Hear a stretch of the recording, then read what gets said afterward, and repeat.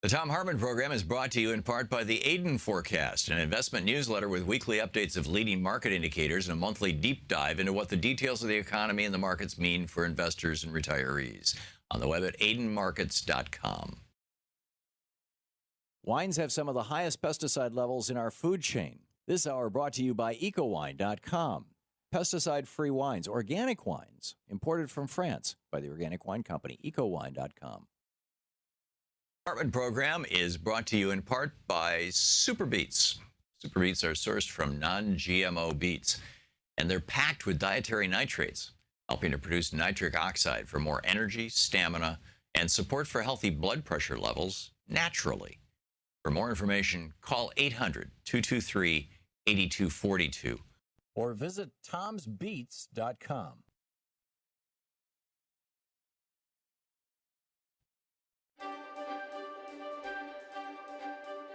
And welcome to Thom Hartmann University Book Club.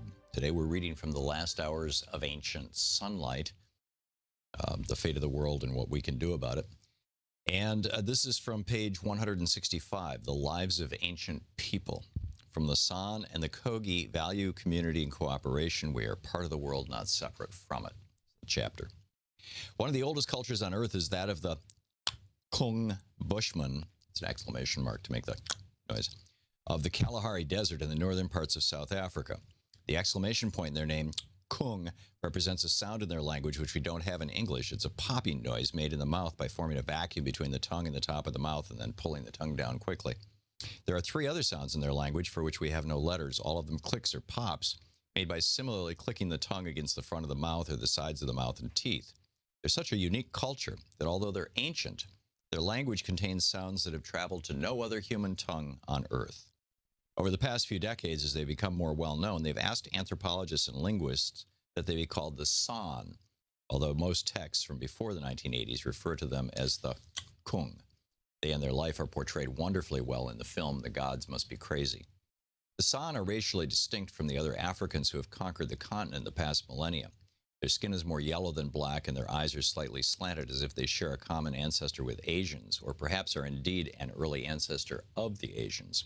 Their hair is black and curly like other Africans, but they're comparatively short and thin, often standing less than 5 feet tall and weighing fewer than 100 pounds. The lives of the San were first chronicled quite elegantly by Lawrence Vanderpost, a South African explorer and writer. In his 1961 book, The Heart of the Hunter, he tells of coming across a small Kung tribe of about a dozen adults and children as they crossed a particularly hot and barren part of the desert. Vanderpost and his fellow explorers started hunting some game so the Bushmen could have extra food to carry on their journey toward the lightning on the horizon, where the seasonal rains were beginning. The explorers spent an entire day hunting with their Land Rovers and provisioned the Bushmen well for their trip. As the little tribe was leaving, Vanderpost and his group stood to wave goodbye, but the Bushmen simply walked off with many smiles. No thank yous were ever given for all that food. One of Vanderpost's assistants, a hunter who'd never encountered Bushmen before, commented that they seemed ungrateful and uncaring. Ben, one of the other men in the group who understood Bushman culture, responded that to give another human food and water is only good manners and is routine behavior among the Bushmen. If the white men had been starving on a long trek and the Bushmen had found them, they would immediately share their food and water, even if it endangered their own survival, and they would not expect a thank you in response. In fact, in San Bushman culture, to eat in front of another person who is without food is considered an immoral act, every bit as horrific as if in our culture a person were to walk out onto a busy city sidewalk, pull down their pants, and defecate. Everyone would be shocked and horrified. As it happens, the San do say thank you. They do it whenever they're hunting, when they're making a decision to take a life. No animal is killed for food by the San without being thanked by them, both at the time of the hunt and later when a dance is done for the soul of the animal. And animals are only killed when there is a clear need for food. For those of us who grew up in modern civilization, it's difficult to imagine a life and culture where such fundamental things are simply taken for granted. When we stop behind a car at a red light, we don't open the door and run up to the car in front of us to thank them for being so considerate as to follow the basic rules of the road and stop for the red light. It's simply a given that everybody does that. No thanks are required. Thanking people for doing something implies they had a choice to do otherwise and did so out of a desire to be nice. But imagine a world where feeding another person is as much an automatic response as stopping at a red light. A world where a person who fails to feed or care for another is ostracized or punished. the way we give people tickets when they run red lights, where the care of others is more important than even the care of yourself, where the teaching all things that you should want others to do to you, do ye even so unto them, is actually practiced, not out of an effort, but as part of a daily routine, as the normal way things are, as the basic assumption of a society. That is San culture, the way of an older culture. A story of Chippewa, a storyteller of Chippewa and Cree ancestry told me that his people have a belief that if a person visits your home and you fail to share with them food and water so that they leave hungry or thirsty, and then the Creator decides to take them home at that time, they will arrive in the spirit world hungry and thirsty. He said the responsibility for that person's condition in the world is yours, because you were the last person he met and you had an opportunity to feed him. So we have an obligation to feed and give water and shelter and whatever else a person may need whenever they come into our village or our home. In our younger culture, we value productivity and individual possession. In their older culture, they value community. Most modern people find it difficult or impossible to imagine a world where community is more important than possessions. Yet this is how about 1% of the world's population still lives, and how all of your and my ancestors lived for hundreds of thousands of years. In 1997, a group of 13 researchers released a study in which they quantified the value of all the environments on the planet, from measuring the size of the Louisiana shrimp harvest to how much people were willing to pay for access to a lake, coral reef, or other natural attraction.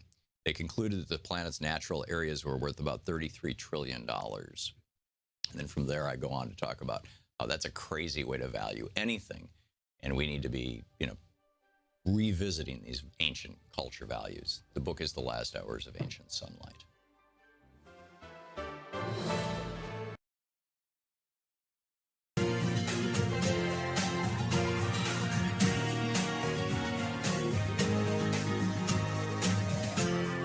This is the Thom Hartmann Program.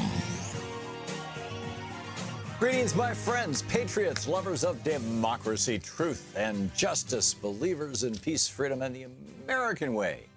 Thom Hartmann here with you. Well, over the Memorial Day weekend, Louise and I burned through a bunch of frequent flyer miles and went out to Portland to visit our three kids, and Louise's mother and her brother and her sister-in-law, and it was really nice seeing them all. It's a very, very nice time. And apparently a few hours after we arrived around noon on Wednesday, local time, and around 5 that afternoon, this kid, he was 18 years old. He Devin Arthurs is his name. Oh, I'm sorry, that's the Florida guy. I got the wrong guy here. Let me get my here we go. And Oregon, Joseph Christian is his name, 35, of North Portland, Oregon. He's not the kid, sorry. We'll get to the guy, the 18-year-old, in a minute. And he was on the MAX. The MAX is the Portland train, the kind of trolley car, above ground, high-speed rail, downtown, all that kind of stuff. And there were two women. One of them was wearing a hijab, and he started screaming at them, telling them to go back to wherever they came from or whatever. They're both Americans. And Ricky John Best and Taliesin Mirden Mackay Meshe and Micah David Cole Fletcher, 53, 23, and 21, stood up and confronted this 35-year-old and said, wait a minute, that's no way to talk to women, and that's no way to talk, period. And he pulled out a knife and he stabbed all three of them. He killed two of them.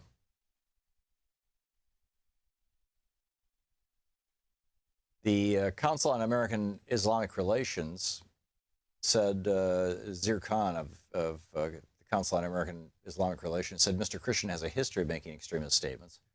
And it seems like he's very quote, from reviewing the suspect's Facebook page, it seems like he was very enthralled with the alt-right and Nazi movements.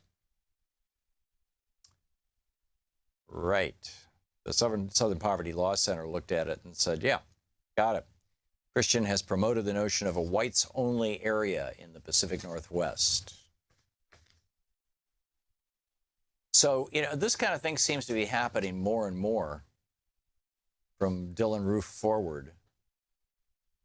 White supremacy is raising its ugly head in ways that are just insanely visible.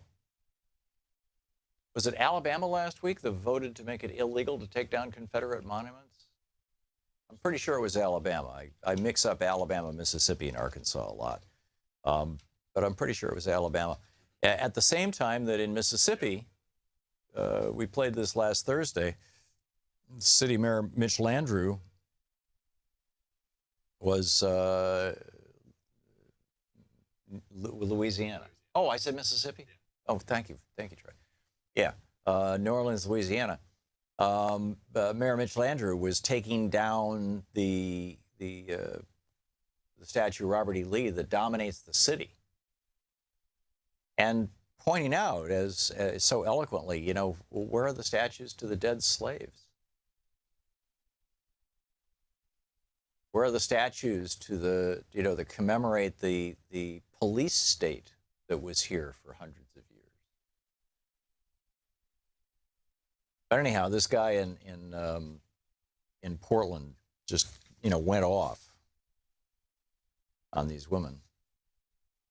Meanwhile, down in Florida, there's this 18-year-old I started out telling you about. His name is Devin Arthurs, and he started out as a Nazi,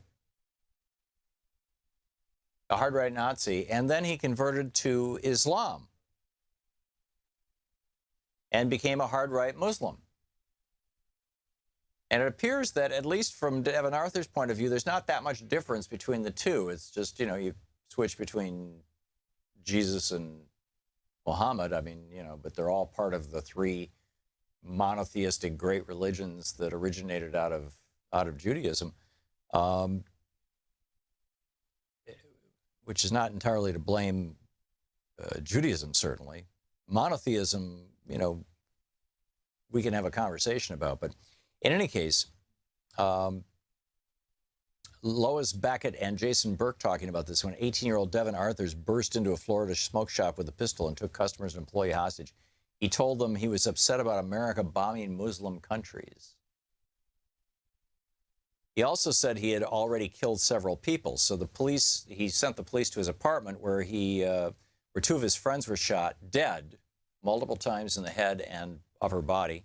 A third friend, Brandon Russell, was standing outside the apartment in army camouflage, weeping, according to court documents. All four of these guys had been neo-Nazis, but at some stage, the one guy, the killer, Arthurs, converted to Islam and killed his friends for disrespecting his new religion. And this is a remarkable article about this by Lois Beckett and Jason Burke in The Guardian over the weekend. Terrorists motivated by far-right extremism and by Islamist extremism share similar tactics, a similar brutality, and a similar desire to remake the global democratic order. We usually think of them as opposite ends of the spectrum, but no, they're really, the Wahhabist Islamists, the form of Islam that is exported by Saudi Arabia, Donald Trump's best friends. That is extremely hard right. And neo-Nazism is extremely hard right. There are no real national movements of the left that I know of anywhere. Maybe you do. I don't, Closest I can get is democratic socialism and Bernie Sanders, and all he's doing is saying the things that Franklin Roosevelt said, who used to be president of the United States.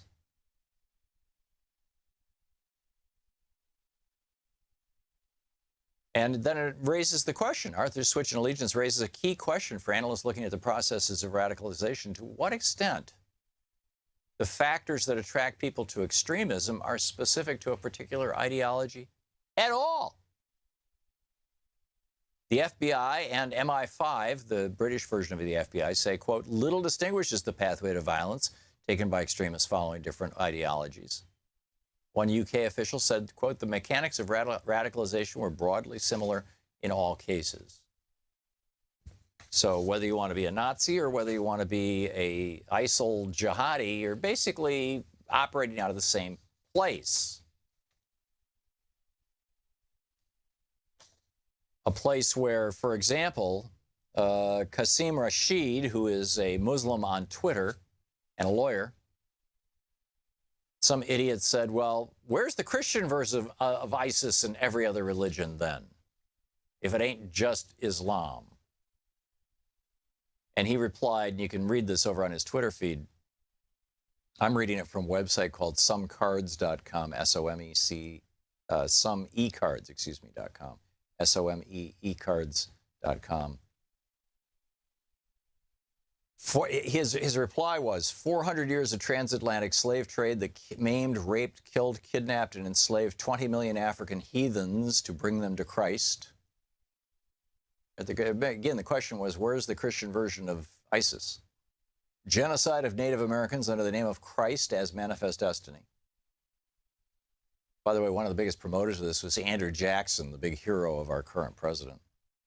Genocide of Australian Aborigines that killed 90% of their population in less than a century, again by Christian Europeans. The Salem witch trials, the Spanish Christian Inquisition, the Christian Crusades, the Lord's Resistance Army in Uganda that has maimed, raped, and killed up to 100,000 people, according to the United Nations, during the past 15 years, which is far more destructive than ISIS. And they've done so to establish biblical law as a self-described Christian organization. In Central African Republic, Christian militias have destroyed every single mosque, and the UN reports that Muslims are facing ethnic cleansing, with reports that Christians are cannibalizing Muslims, literally.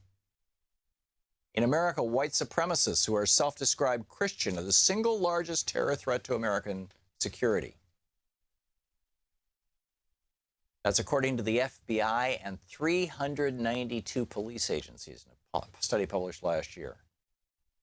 George Bush, a devout Christian, said God told him to invade Iraq, whereby some estimates 1 million civilians were killed due to this unjust war.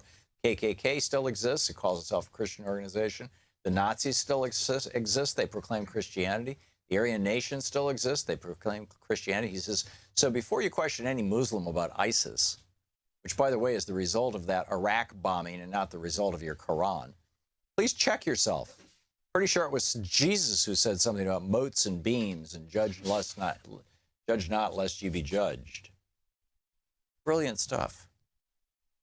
Meanwhile, now we've got this is hysterical. A Republican leader in Oregon, I told you I was in Oregon over the weekend, James Buchal, I think is pronounced, B-U-C-H-A-L. He's the chair of the Multnomah County Republican Party. Multnomah County is basically Portland. He told The Guardian the GOP figures may need a security force protecting them when out in public. When asked if he meant private groups, Buchal told the newspaper, yeah, and there are these people arising like the Oath Keepers and the Three Percenters. These are both groups that are identified as hate groups by the Southern Poverty Law Center, right? Sort of like the SA. In 1921, Hitler set up this group. It was all volunteers. They all wore brown shirts, thus they were called the brown shirts. Sturmabteilung was the name in German, stormtroopers. And they started out to protect Hitler and Nazi from their opponents, and then they began disrupting other people's groups. And, finally, they went a little too far with Mr. Röhm suggesting that they merge with the German military, and Hitler becoming convinced that Röhm was trying to take over, et cetera, et cetera. And no, that doesn't work. And so, but, is this the direction that Trump wants to move us? Is this the direction that, not even wants, is this what happens when you have far-right authoritarian leadership? From Paul Ryan to Donald Trump to Mike Pence, with periods for Pence and keep women restricted, except mother, of course. And I'm talking about the name he gave to his wife. It's like, is this us now? And we're in bed with the Saudis, the leading exporters of hard-right Wahhabism, hard-right Islam in the world, and we're promoting hard-right Christianity? This is bizarre stuff. It's just bizarre stuff. This is the Thom Hartmann Program. And it's fundamentally anti-American. In fact, it would have horrified the founders, outside of those from Massachusetts who wanted to be in a theocracy.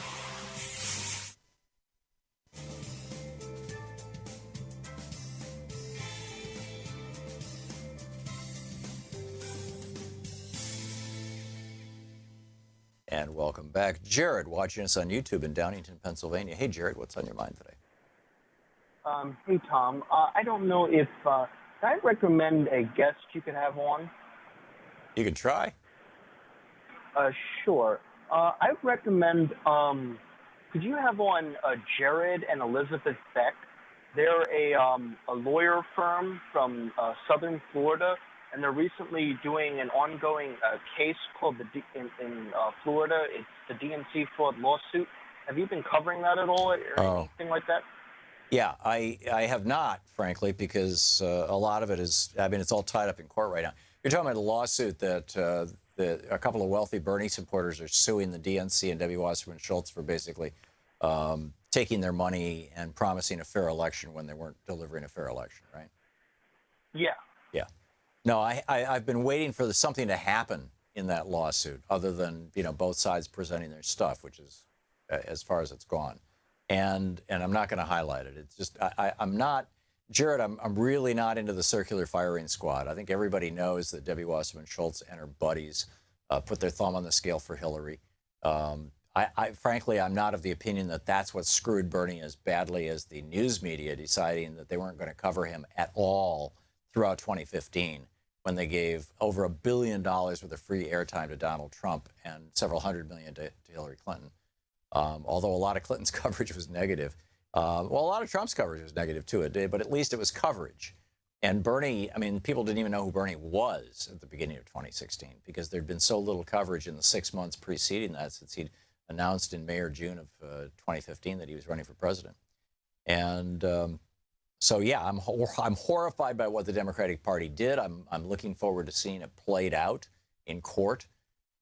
If they can identify malefactors, I hope that they are punished or fined or both. There's frankly, if you're looking for Debbie Wasserman Schultz scandals, go over to the Daily Caller. They've been following. Apparently, there's these brothers from another country. I think it's Pakistan, who were providing IT services to Debbie Schultz and a bunch of other high-profile Democrats. And it looks like they stole a bunch of information and took it back to Pakistan with them. And the FBI's looking into it, and there may be a court case around that. But, I mean, there's just like, there's a lot of these kind of on the periphery partisan things that, I'll have something to say when a court has had something to say about it. Well, another scandal about Debbie Wasserman Schultz I heard recently was the federal attorney who was found dead in her district, and that's the same congressional district that Jared and Elizabeth Beck are from. Yeah. So I don't know. Something shady is going on here. Well, maybe not. I mean, don't go down that Vince Foster road, Jared. It is so easy. Wait for the evidence. Wait for some good, serious reporting. Wait for a court case. Wait for a jury to look over the details and come out with a decision. Anything short of that right now is just, throwing mud at the Democratic Party. And, for things that we all already pretty much know it did. And my concern, frankly, is, what are we going to do moving forward? And for that, I recommend to you a piece that Connor Lynch wrote in Salon Magazine. It's over at Alternate right now. Bernie-crats are winning in Trump country, why populism is the pragmatic way forward for Democrats. And they're pointing out that the new head of the Democratic Party in Florida thinks that identity politics is more important than economic politics. I don't think you can disentangle the two, but I think it's going to be more of the same. Jared, thanks.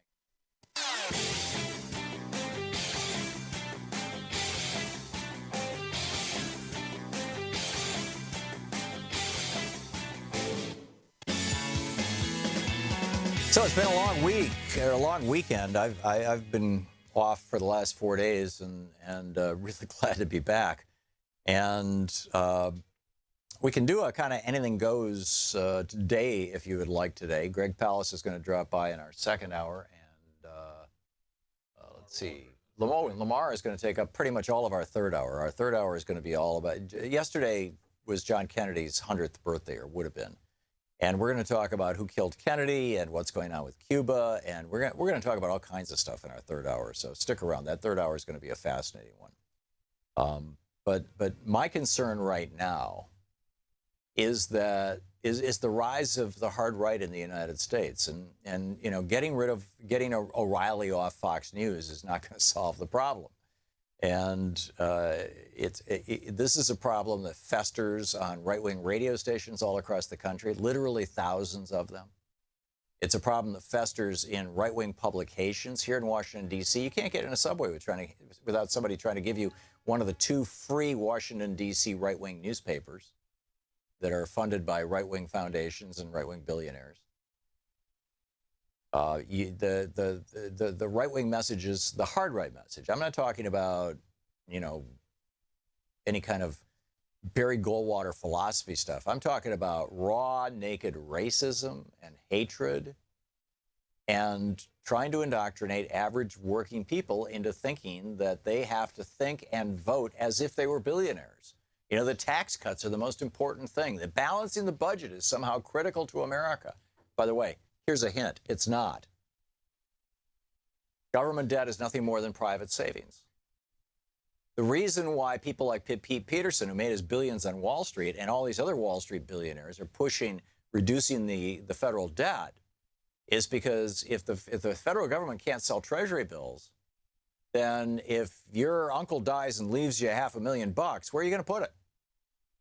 Right now, you can buy treasuries with it, and you know for the rest of your life they are totally safe. But if your rich uncle dies and leaves you $500,000 and there's no federal debt, that means there's no treasuries to buy. That means you have to go to Wall Street. And they get to take your money.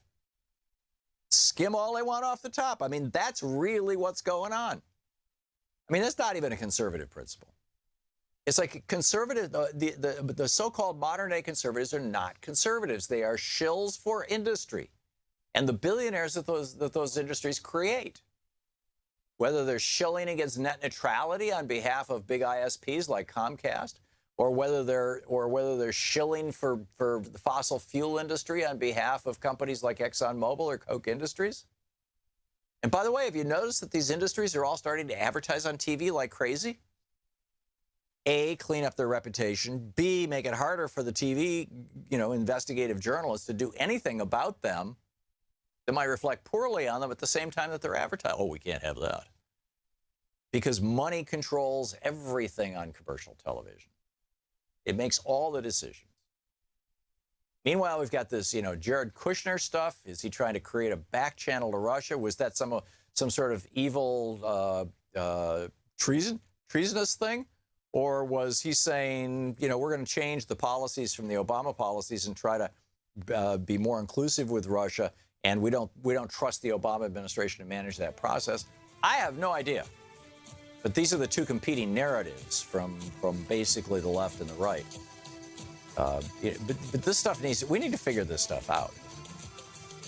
And we need to figure it out fast, and we need to figure it out in a very public way so that the American public can be, you know, reassured or horrified, as the case may be, and take appropriate action. We'll be back with your calls after this. It's 28. You're listening to the Thom Hartmann Program. Call 202-808-9925. We'll be back right after.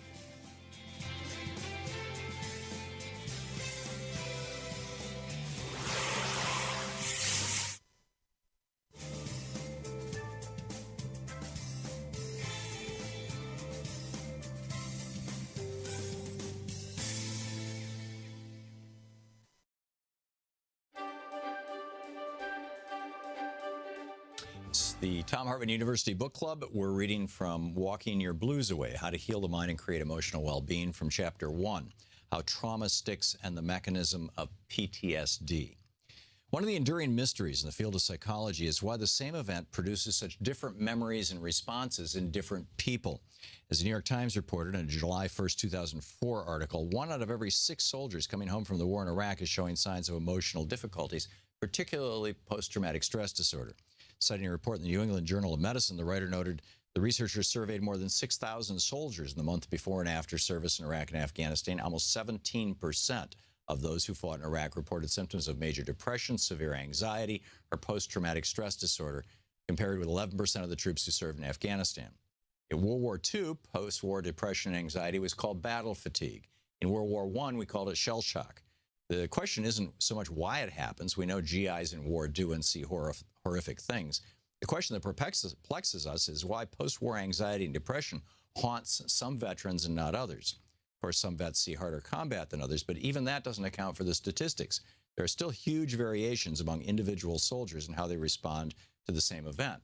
The same is true in the civilian world. Some people develop PTSD and others don't, facing the exact same circumstances. In order to understand why some people are still shocked months and even years after a traumatic event, it's necessary to first understand how the brain and mind processes trauma.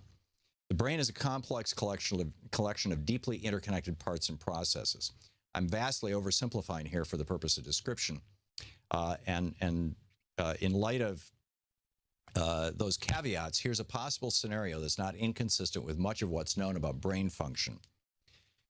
There's a part of the limbic brain, or visceral brain, called the hippocampus that's believed to function as a one-day scratch pad for memory. Everything you experience throughout the day is stored in the hippocampus. In order for the impressions of the experience to become a long-term memory, they must pass through the hippocampus into the rest of the brain. People with a damaged hippocampus remember past events but have extreme difficulty learning new things. Although the rest of the brain is able to integrate recent information from the hippocampus in relation to stored memories, in order to understand that one thing happened a week ago and another thing happened a month ago, the hippocampus knows only one time, today. During the night as we sleep, the hippocampus dumps its information from the day into the rest of the brain for processing, sorting, storing, and disposing of irrelevant information. As the brain is processing the details of the day from the hippocampus, we experience what we call dreaming. Many sleep researchers are convinced that when we experience REM sleep, most of the events, including the traumas of our daily life, are processed. The processing of information management completed. When we wake up in the morning, the hippocampus is once again empty and ready to record another day. The problem emerges when the hippocampus is carrying information that's too much or too hot for the larger brain/mind to handle. When a recent memory is too strong to be easily and unremarkably processed, it presents in our dream world as a nightmare. If that still doesn't download the information from the hippocampus, then the trauma either becomes buried in the subconscious, a process Freud referred to as repression, or it gets thrown back into the hippocampus the next morning. It's as if the brain says, whoa, that's too much for me to process in one evening. Please hang on to it for another day. When the person wakes up in the morning, the information's still there in the hippocampus, still remembered and known and felt as if it happened that same very day.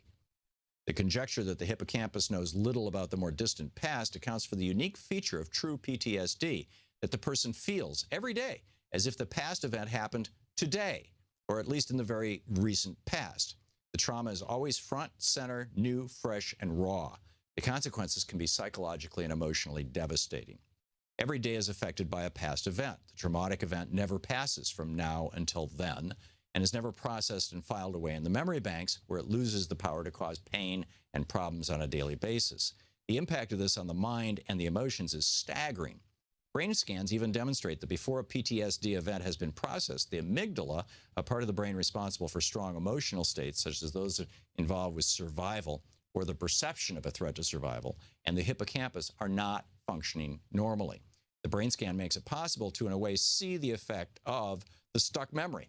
After processing the memory, these parts of the brain usually return to normal functioning.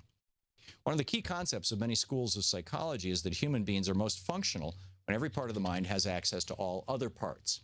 In particular, this functionality is a matter of having full access to positive resources, such as memories of times when we were successful in our undertakings and the good feelings we associate with those accomplishments.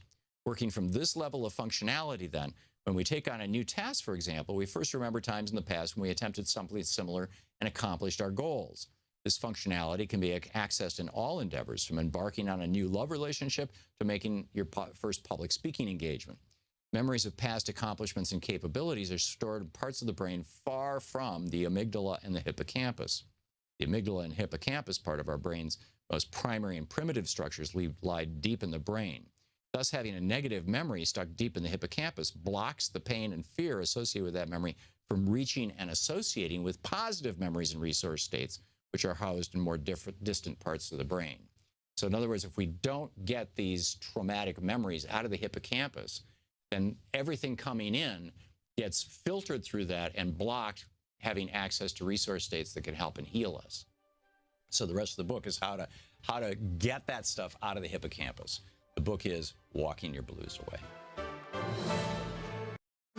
Want to connect with the show online? You can find the Thom Hartmann Program on Facebook, Twitter, and Instagram.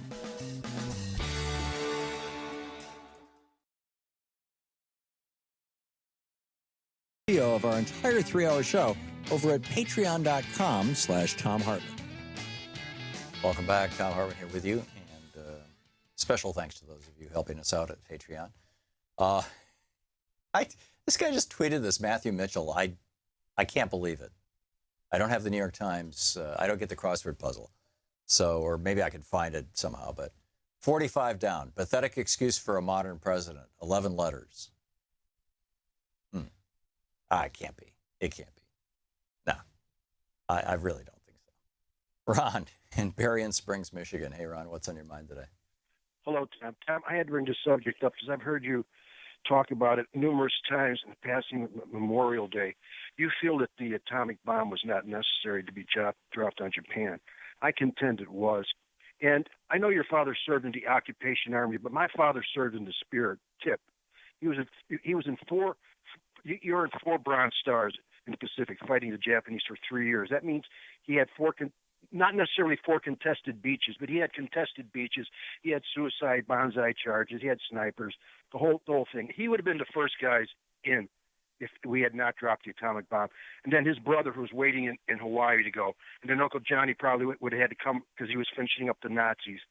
You didn't have anybody who did not have a stake in the game or who had endured kamikaze attacks. They don't know what they're talking about.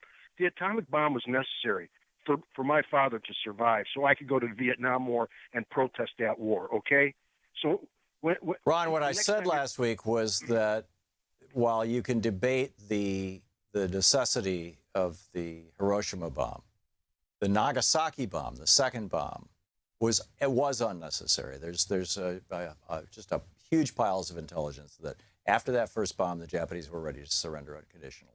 Truman did not take that surrender. He went from an A bomb to an H bomb to rub it in Stalin's nose. That second bomb was largely a geopolitical activity. It did not speed up or change the course of the war. And beyond that, Tokyo had already been terribly firebombed. It was mostly a wooden city. But I get the argument about the first bomb. I get that. And I've heard it many times. And, if you dig, what you will find is that there's a fair amount of evidence that even before the first bomb, the Japanese were preparing to surrender. But it certainly pushed them over the top really fast. The second bomb a few days later, I don't think was necessary. And well, Tom, we'll just have to disagree on that subject. Yeah. But anything to stop World War II, anything to stop the Vietnam War, I felt the same way. Okay, and that's what Nixon wanted to drop nukes on Ho Chi Minh City. Kissinger talked him out of it. Well, actually, Eisenhower was ready to. He offered the French atomic weapons if they wanted, but the French, in their wisdom, said no. Yeah. I don't disagree. Ron, I'm going to move along, but we'll leave our conversation out there and see what people might want to add to it. Joanne in Vancouver, Washington. Hey, Joanne, what's up? Hey, Thom Hartmann, my favorite tourist on the planet. Well, thank you. I was in your town this weekend. Tom, Vancouver, as you may be aware, is just across the bridge from Portland. Yeah, my mother-in-law. I moved here about a year ago because I became a grandma, and I wanted a liberal spot, I thought. I'm very concerned that we may have martial law in this country as of June 4th. The reason being, I have a preview of the march that's going to happen in Portland that day. Here in Vancouver, about 6 weeks ago, the guy putting together the march in Portland is named Joey Gibson. And so I just wandered down there to our local park just to see what it was like. And it was truly frightening. They've got their outfits on. They've got their leathers. They got their insignias. The Portland Killer was there. I saw him that day, acting like a crazy. Any numbers of people were. They had the Vancouver police, out in force. What makes me really fearful, though, is what I also witnessed is I don't know what groups they are here in this is just in Vancouver, but I think it might have been through Invisible or something. But anyway, there was an alternate group of people there, and largely they were young people, and they were largely dressed in black, and many of them had on like stuff that covered their faces and stuff, like the Yeah, that would be things the and everything. Antifa or the Black Bloc Okay. people. Thank you. The Yes, well, there was anti-fascists. a large contingency of them there, and so you could just see them kind of roving. It's Vancouver, so it wasn't huge, but you could see them roving back between. And then Crazy Boy went crazy. They stopped him. I'm sorry, the actual killer, he was there acting crazy. This was the day number of before the us- killing. I'm sorry. This was before the killing on This was Friday. approximately 6 weeks ago. There Okay. was, it was called. I saw it on a Facebook post. I wondered to myself, how come I'm getting this post on my Facebook? I don't do anything alt-rightish at all. I'm very, very liberal. And so why am I getting this notice about this rally, this big rally? Come on out, you patriots, rally. I go, well, I just got to go check it out. Because they paid Facebook to push it out to people who live in the area. That's what they're doing, and that's what they're doing now. But the guy's name is Joey Gibson. So I observed this whole thing, and really, I do believe essentially it's a cottage industry for this guy. He's got all his stuff going. He wants to be. He's not bright enough to do a job like you do, but he fancies himself a commentator. Maybe he thinks he's going to get elevated to something. What I did is I Googled his address here in Vancouver. I'm an old lady, so what am I going to do? But You Googled what in Vancouver? Joey his Gibson's address. home address. I see. I go, do I need to take my march to Joey Gibson Street? Unfortunately, I think that's a bad idea because they covered him in the Portland News last night. I won't do it, Tom, I promise. Yeah. They covered him. They actually went to his little place that I Googled there on the suburban street, and there's Joey Gibson sitting in his living room in his recliner, I'm sure, or something, with his shotgun. There he sits. Oh, and the bullshit with the Portland. I'm sorry. Yeah, I'm sorry, Joanne. We can't use words like that on the air. I'm going to have to X you out. Anyhow, John in Minneapolis. Hey, John, what's on your mind? Yeah, I just wanted to say I think there's a very, very big connection between tyranny and neoliberalism. If the church and state were the tyrannies of the day, capitalism really liberalized a lot of things, early capitalism and democracy.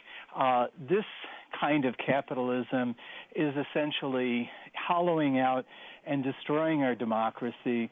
And I think until we get money out of politics, and, totally, we have to not only change the Democratic Party, we have to change that other side because they are so far out there, and you won't hear very much about this incident from any of them, including our president. And if he does say anything about it, it will probably be about next week sometime.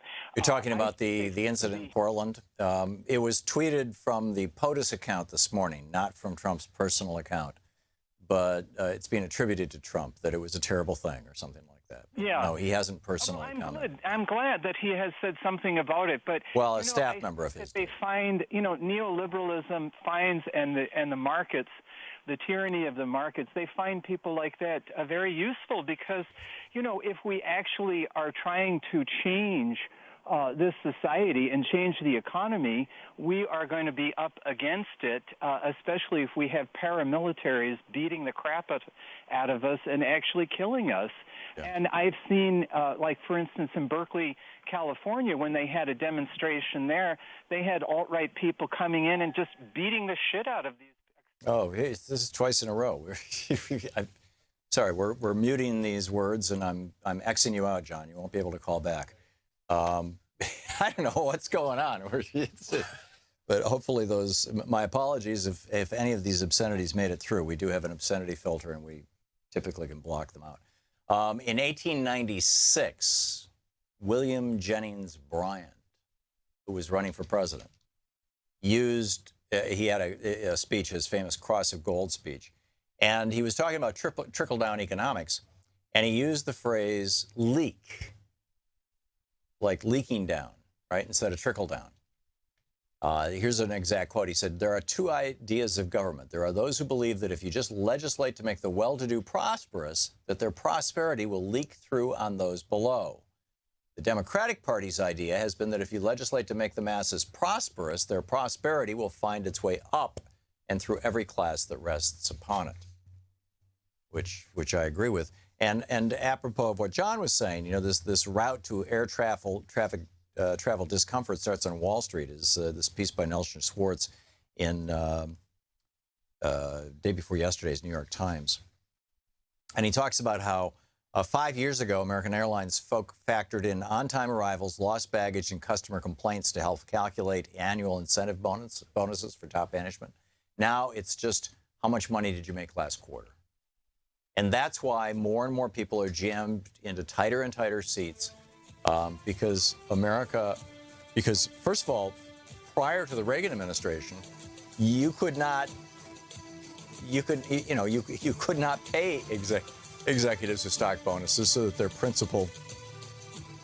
principal motivation would be just to jack up the price of the stock, even if it means ruining the community and ruining the employees, ruining the product, and even ruining the company. But now...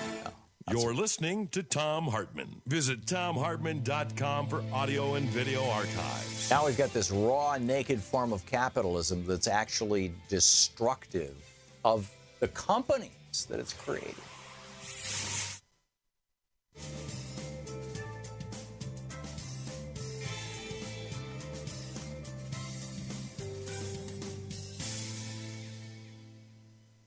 And welcome back.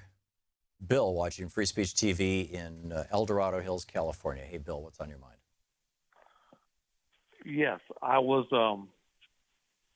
You were talking about white racism, and when I was an ensign in 1979, and a few of us who graduated, who were supply officers going through the South, we were stopped by at least 5 different police officers, because the person who became my roommate was African American, and he was in the car. So you drove through the South with the black guy in the car, and you got stopped 5 or 6 times. Yes. Yeah. And the only reason we were able to go on is because we had military IDs, and so they let us through. Wow. And so anytime I see something like this, I'm not surprised. I read about he's a representative of our Senate in Texas who called ICE on protesters. When I hear that, I'm thinking, yeah, this happens. And so I'm not surprised at all. It bothers me, and we need to do something to stop it. But I'm not sure how we do that. We're part of the resistance, but I'm not sure what else what we can do. And because it will happen, in this kind Well, of the simple, country. straightforward stuff we can do, Bill, is we can speak out to our friends, our family, and our neighbors. And particularly if somebody makes a racist comment, put them down, shame them, make it clear this is not acceptable in this society. And second, we can vote. And we can vote for those people who openly condemn racism in all its various forms. I concur, and actually I do agree. And we speak out all the time. And it's just that I still see it. Yeah. And it's bothersome. And anything I could do, I would do. The thing that concerns me is that it has been weaponized as a political tool. And, Richard Nixon started that. Ronald Reagan really amped it up when the first public speech he gave as the official presidential nominee for the Republican Party in 1980 was in Philadelphia, Mississippi, at the site of, or near the site of, the murder of Schwermer and Cheney and Goodman, the 3 civil rights activists. And he talked about states' rights. And then Donnie Jr., the first speech that Donald Trump Jr., gave during the primary or during the election was in Philadelphia, Mississippi, to a largely white-only crowd. Same thing. It was at the fairgrounds, just down the road from where these 3 civil rights workers were murdered. And Donald Trump Jr., it's like 20,000 white people showed up, and Donald Trump Jr. gave him a barn-burning speech about states' rights. And, which everybody knows is code for, stop the federal government from enforcing anti-discrimination laws. So, this kind of hatred has been, like I said, weaponized. And Trump's statement about Mexican rapists and Trump's statement about Muslims and and banning them all from this country. These are forms of weaponizing that hatred. Trump's sucking up to the Saudi dictatorship, which weaponizes hatred through the export of Wahhabism, is more this hard right, weaponization of hate. It's a Muslim version of it, but it's fundamentally the same thing. And we need to be calling it out. We need to be pointing out what it is, and we need to make sure that there's no safe space for it in our society. Bill, thanks for the call. We'll be right back.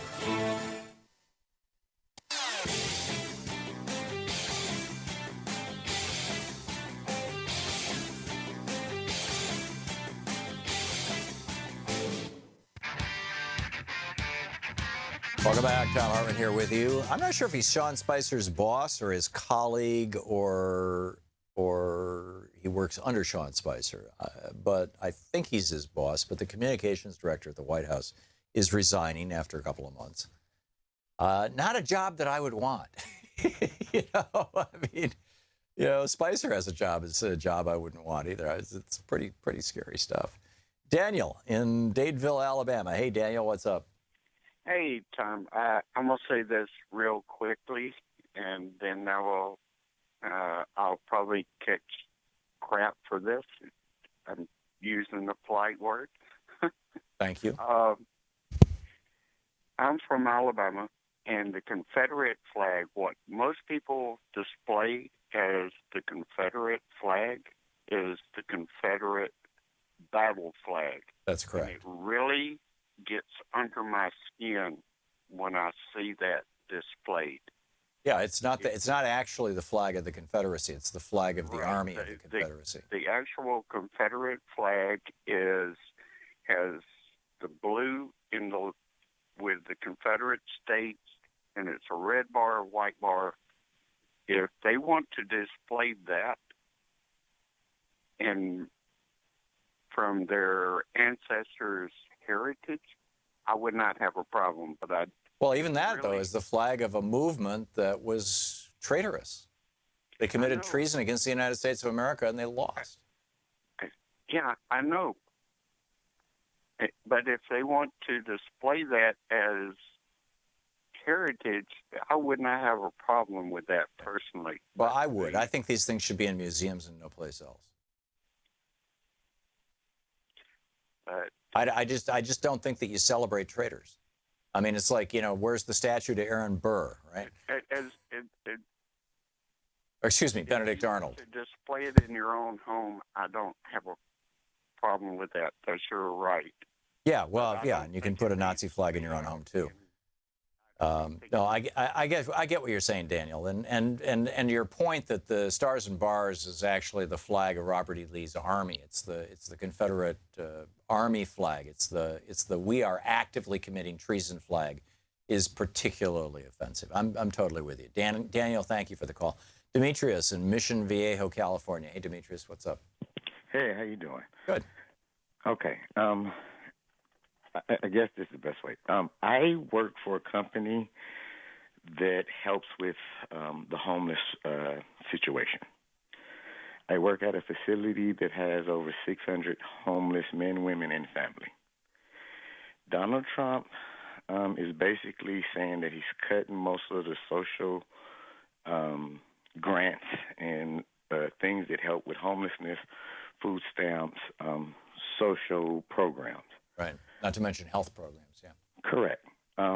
So if he cuts the programs, I'm pretty sure most of the homeless people that are in these different programs will lose their thing. My question is, what then happens to me who works for a company that gets the money from either the state, the county, or the federal to keep me working?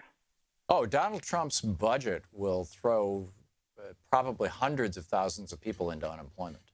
People who are involved in the helping, caring industries, and people who are involved in scientific research. It's going to throw thousands, tens of thousands, maybe hundreds of thousands of them out of the streets. And Demetrius, I hope you're not one of them. I hope your organization can figure out a way to budget through this.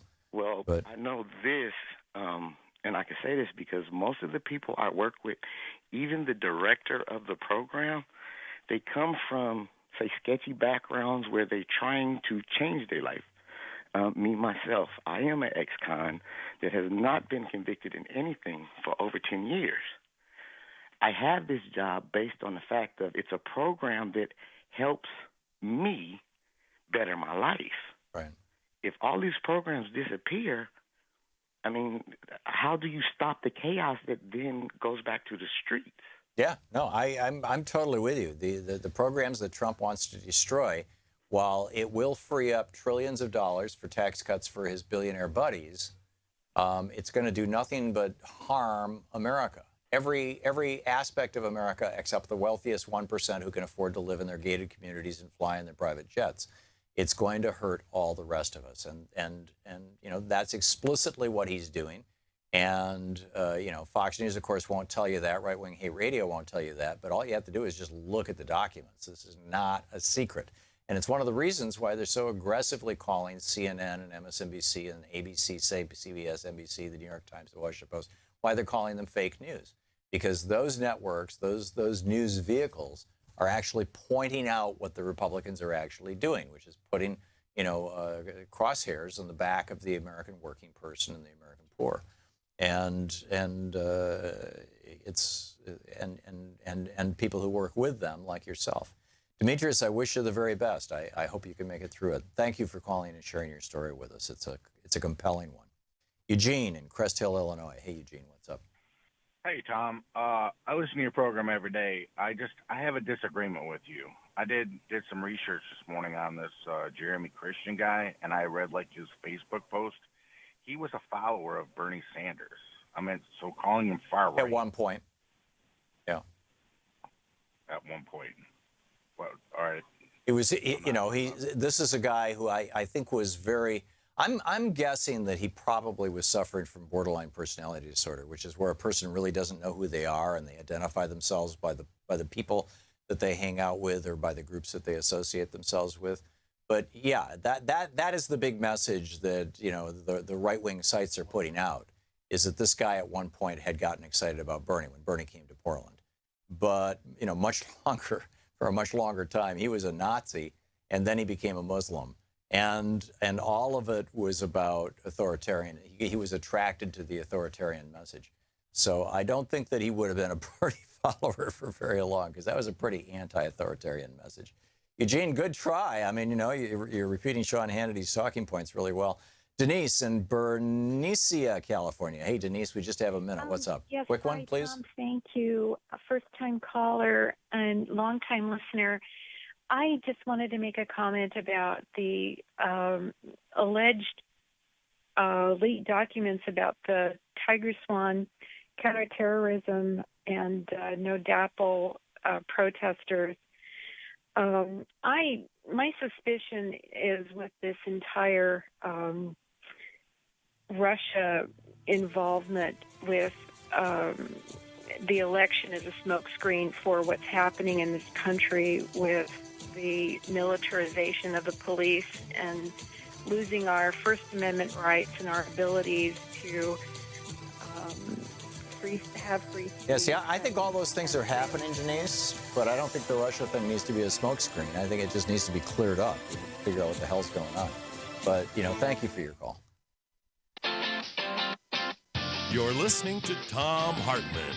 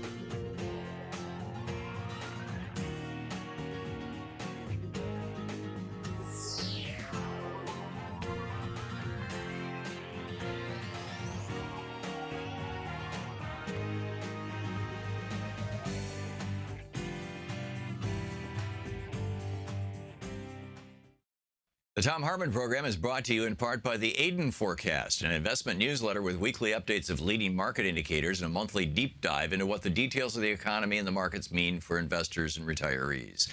On the web at aidenmarkets.com. Wines have some of the highest pesticide levels in our food chain. This hour brought to you by ecowine.com. Pesticide-free wines, organic wines, imported from France by the organic wine company, ecowine.com. Hartmann Program is brought to you in part by Super Beets. Super Beets are sourced from non-GMO beets, and they're packed with dietary nitrates, helping to produce nitric oxide for more energy, stamina, and support for healthy blood pressure levels naturally. For more information, call 800-223-8242 or visit tomsbeets.com.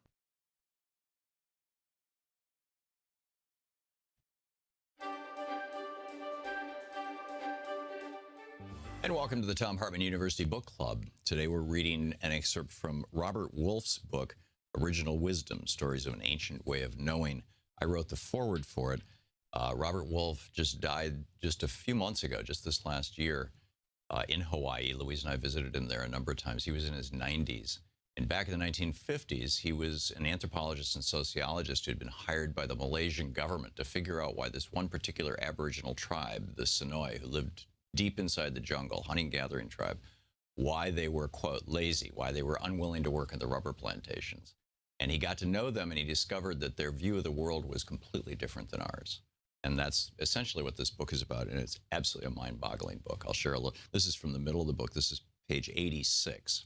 It's finally he's reached the point where they'll let him sleep in the village with them. He says, in time, I grew to know them better. But it was when I began to overnight in their villages that I learned that they literally lived in another reality. When it became dark, people huddled together for warmth and companionship. In the tropics, there's no long period of dusk. It grows dark quickly. The air would become cool, and people would move closer together, reaching out, touching a neighbor, perhaps holding hands. Women might run their fingers through the hair of the person sitting next to them. During the nights I stayed over, they would often gather around me and have me ask them questions. Then they would ask me questions, very quietly and softly. Our being together was not like other social situations I'd ever experienced. We talked, but softly. They did not know how to compete for attention. A few words now and then were all that were spoken, a question or a comment, a simple answer, long silences. Sometimes someone would have some tobacco and light a cigarette, tobacco rolled into a leaf, which was passed around the group. People might ask each other whether they had noticed that particularly bright patch of sunlight on the side of the river behind a certain tree, or if they had noticed that large yellow bird that sang in the morning. Evening was a time of reflection, of gentle communication, of being together. I never knew their blood relationships, but evening times felt like family. As it grew later, one of the people would get up to go into one of the houses, more often little more than lean-tos or rickety huts on stilts, and fall asleep. Eventually, each of us had found an empty spot on the floor of one of the shelters, and wrapped in our sarongs, we huddled close to whoever else slept in that house that night. The houses did not belong to anyone. It seemed that each of the 4 or 5 little shelters was for all the people living in that settlement at that moment. We would fall asleep whenever we chose, and I'm sure with whomever we wanted to spend the night. Yes, people had sex, but even that was gentle, quiet, and discreet. Occasionally, someone might turn over and bump into a couple being a little too acrobatic or noisy, and there would be a grunt. Or people might move away from a couple that made too much to do about their lovemaking. Passionate lovemaking between young people often took place during the day, outside in a more hidden spot in the jungle, I was told. In the morning, we might not all wake up at the same time, but those who woke up early would lay quietly, waiting for more people to awaken. And somehow, as if by magic, we would find ourselves sitting in a circle, rubbing our eyes, stretching the kinks out. One person would say, I saw a bird, a beautiful bird. Someone else would say, yes, I too saw a bird. What kind of bird was it? Another would ask. And so they would create a story with images from our dreams. They did not think that they were sharing dreams as we think of dreams. The Sonoy believed that the world we live in is a shadow world, and that the real world is behind it. At night, they believe, we visit the real world. In the morning, we share what we saw and learned there. The story that was created around the memories that 4 or 5 people brought back from the real world set the tone for that day. Sometimes one of the group would take the lead in soliciting input from each person in the room. How about you? What do you remember? Other times, the story flowed without help. A few times, no story emerged at all. It was very obvious that when a more or less coherent story was created around the images we shared, we who had slept in that shelter would live that story that day. Usually, the stories were simple. A bird had shown the way to a tree that was bearing fruit. Later that day, some of us would find that tree, and of course, it did have ripe fruit. Or the story was about a bad storm, so people would stay close to the shelters all day, and yes, there was a big storm in the late afternoon. Occasionally, the stories were about things that affected all of them, all the people in the settlement, or perhaps even all the Sonoy. In that case, they would make it a point to share with the people who had slept in other shelters as soon as possible. It might take all morning to disseminate that story to everyone. I did not witness any attempts to call a meeting, but it was obvious that when a serious story came out of a morning's dream telling, all the people in the settlement would eventually hear that story. I learned about all of this very early during the time that I spent with the Sonoy. It was in what I thought of as the first village, the first settlement I visited, that an important story emerged from what I brought back from the real world during one of my nights there. It made a big impression on me because part of the story came from my dream. It was a particularly vivid dream about one of my family's dogs, an all-black mongrel that seemed to have come with the house we rented in the suburbs of Kuala Lumpur. We had tried to get rid of that dog. In fact, one of the first days after we moved we had run over to over the poor dog in the driveway, but he would not leave. We tried chasing him away. He kept coming back. So we adopted him and called him Jaga, which is Malay for guard or protector. I do not remember that Jaga was a particularly good watchdog, but he was around. And he goes on to tell his dream, and then it's just an absolutely fascinating story. Original Wisdom, Stories of an Ancient Way of Knowing by Robert Wolfe.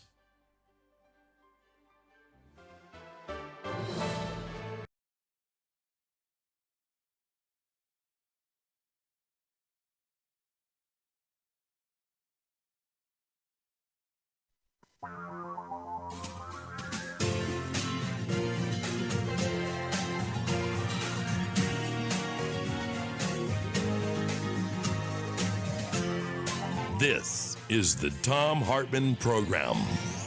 Welcome back. Thom Hartmann here with you. And on the line with us is Greg Palast, the investigative journalist and reporter, contributor to Rolling Stone magazine, author and filmmaker of The Best Democracy Money Can Buy. You can find it at Amazon and other places. GregPalast.com is his website. You can tweet him at Greg_Palast, P-A-L-A-S-T. Greg, welcome back to the program. Hey, glad to be with you, Tom, from the 6th of Georgia. So, yeah, you're where Louise and I used to live in both Roswell and Marietta. So you're in our old stomping grounds where we raised our kids, actually. Okay. Yeah, it's I'm laughing because I haven't exactly had the kindest welcome here by some parts of the community. I can imagine. I remember when one of my kids, my recollection is my son came home from school one day, and I said, "What'd you learn in school today?" He was like 7 or 8 years old at the time. And he said, "Oh, we learned about the War of Northern Aggression." I'm like, "Oh, we are in the South." You're in Georgia's 6th. This is Newt Gingrich's old district. He was my congressman when we lived there. And John Ossoff is running against Karen Handel in that race. Correct me if I'm wrong. And we have a little clip of Karen Handel. I'd like to play that and get your thoughts and comments on it, if that's all right with you, Greg. You got me. Okay, here she is. This is the Republican candidate for Congress from Georgia's 6th. And talking about you running, you have a debate coming up on our station. How are you preparing? That's a reporter. So I feel very good about it. I'm looking forward to it. Thanks so much. Thank you. Hi, the GOP has raided the offices. Sorry. Here's Greg Palast. Okay, wait a second. What is this? Is that how you're answering? It's not. I'm not assaulting anyone. I'm trying to ask the candidate a question. The GOP has raided the offices of registration groups. Is this a way for you to remove black voters and Asian voters from the voter roll? I realize I'm asking a question. They're asking a question. They also have some respect for the democratic process. USA. Okay, fine. I'm just trying to ask you a question. I'm just trying to ask you. Thank you very much. Sorry, you understand the meaning of the I just want to ask you. It's not about being rude. It's about asking a question about registration. Why are you trying to bring criminal charges against registration groups, Asian and black registration groups? Get out of here, liberal! Are you an idiot, liberal? I'm just trying to answer the question. Right. So, Greg, tell us what was going on there. Well, actually, it started out, both Ossoff and Handel were at this memorial service. Ossoff was playing by the rules that said no interviews, no politicking, and stood quietly, head bowed throughout the ceremony. Handel, the Republican, former Secretary of State, who was in charge of voter rolls when those voter rolls in her own district got purged very white, was politicking, handing out stickers, doing TV interviews. And she began with a polite, by the way, interview with me because I asked her if the Democrats were stealing the election in the 6th CD, which is, by the way, one of her claims and the claims of Donald Trump's organization. And she was happy to answer that. But then I said, well, okay, well, what about the GOP? Is the GOP using Jim Crow tactics to purge the voter rolls, to intimidate voters, and to steal the 6th? And at that moment, two of her goons, you didn't see it in the film because that was earlier, went from polite and suddenly I was physically grabbed, pulled away from her.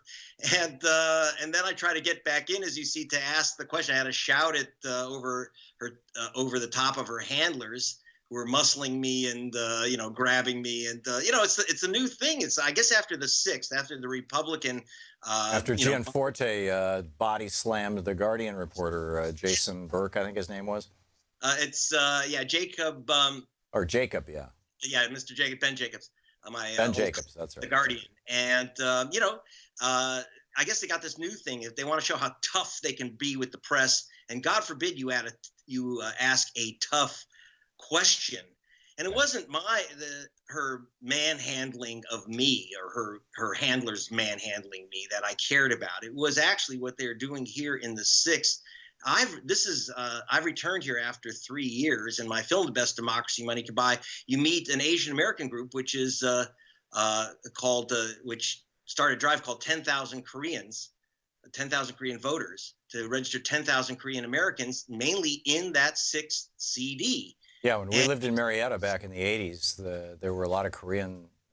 It's a huge. There were a lot of immigrants moving into that area, specifically from South Korea. Huge. And so what's happened is you add in the Asian Americans, the Latinos, and the new middle-class black population, and suddenly Newt Gingrich's district is demographically minority. Right. And so how are you going to elect a Republican? The answer is that you get the non-white folks off the voter rolls. As Secretary of State, Karen Handler was the one who signed up Georgia and started implementing the Chris Kobach, Donald Trump cross-check program of claiming that voters are voting twice. And they were really going after the Asian American voters in the 6th. We met a voter in the 6th, Mr. Soon Park, and that's like Joe Smith in America. That name is so common. He was accused of voting twice. His vote was threatened. A massive attack on Asian American voters. I asked her about that, her using that purge list, yet she never, she removed thousands of voters from the voter rolls to clean her own district up for her own run. But she never arrested anyone for actually voting twice, just made the accusation against Korean Americans. Some of whom were having some real trouble with the English and very scared. They actually shut down the group. They began a criminal investigation of the Asian American vote registration group. They shut it down with Shades of Acorn. Criminality. They grabbed all their files, their computers, intimidated them. They lost their fundings. And so the Korean American voter registration drive basically came to a dead halt.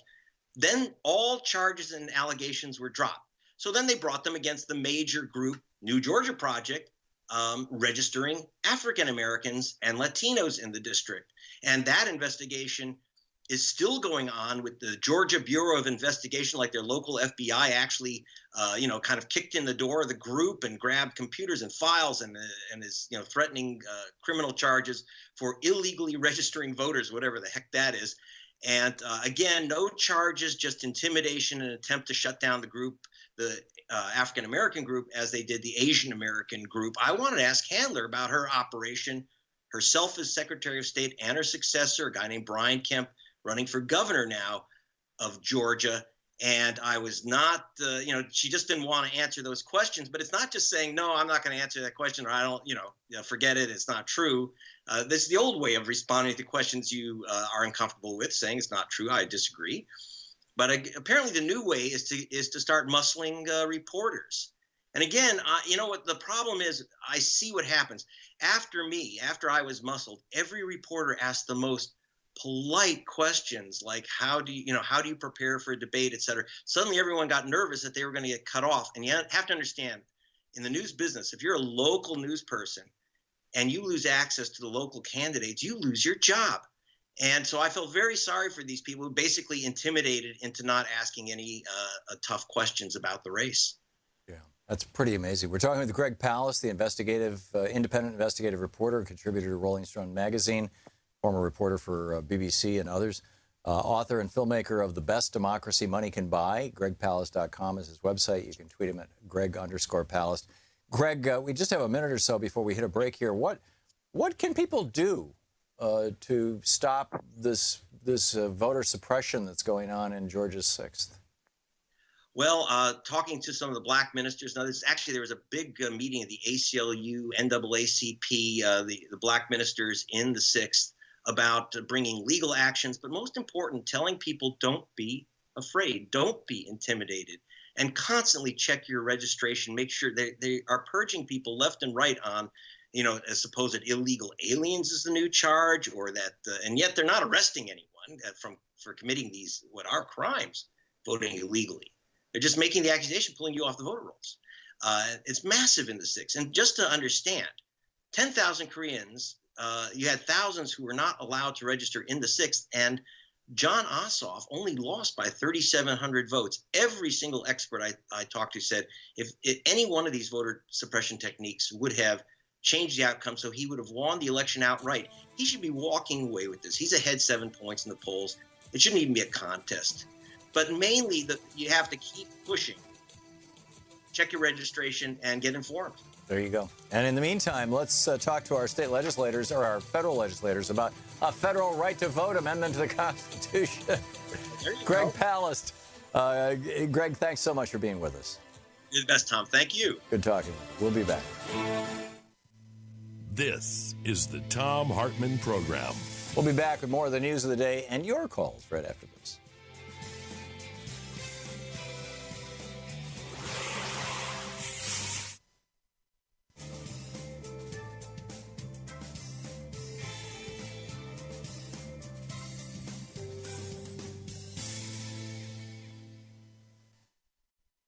And welcome back.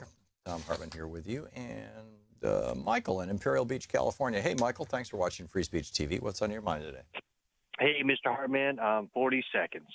If Donald Trump and the Republicans are willing to cut off 23 million people from health insurance, SSI, SSDI, stop meals for children, Meals on Wheels, do you really think that a person like Trump even cares about the 22 people who died in the Manchester bombing? And do these billionaires and Trump even have a religion? And if so, how can the evangelicals stand up for them? Thank you, Tom. I think they do have a religion. It's money. It's mammon.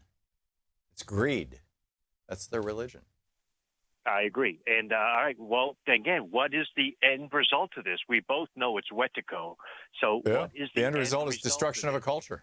And that's what they're doing. They're destroying our culture.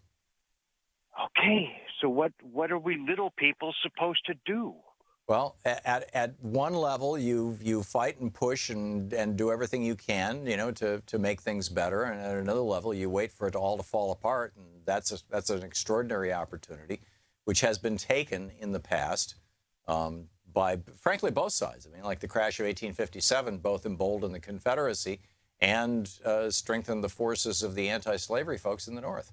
Which led to the Civil War. The crash of 1770, emboldened and strengthened. It led to the Tea Act of 1773, which infuriated the colonists, and led directly to the Boston Tea Party that November, and to the Declaration of Independence in '76. Although the war had already pretty much broken out by that point.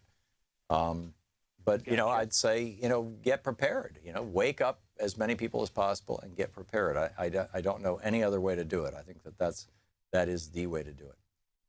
Michael, I got to run. Thanks a lot for the call, though. Steve in Brunswick, Georgia, watching Free Speech TV. Hey, Steve, what's on your mind?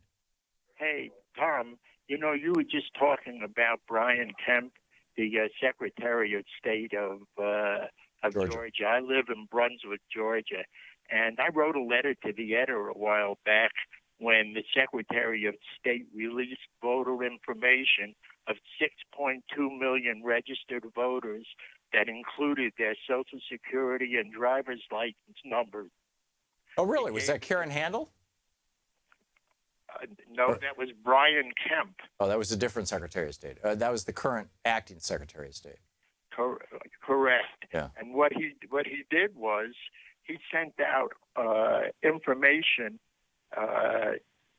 He blamed it on an underling, and the underling got fired. And now the Governor Deal,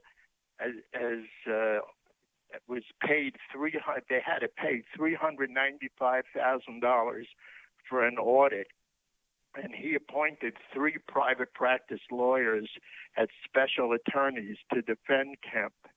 And guess who's paying for it? The Georgia taxpayers. These people down here, you know, they were shouting liberal and terrible things at Greg Palast, Greg Palast, and these people down here are being scammed. Yeah. Well, people all over the country are being scammed by the Republican Party. The Republican Party is a scam. Steve, thanks for the call. Well said. That's fascinating. We'll be right back.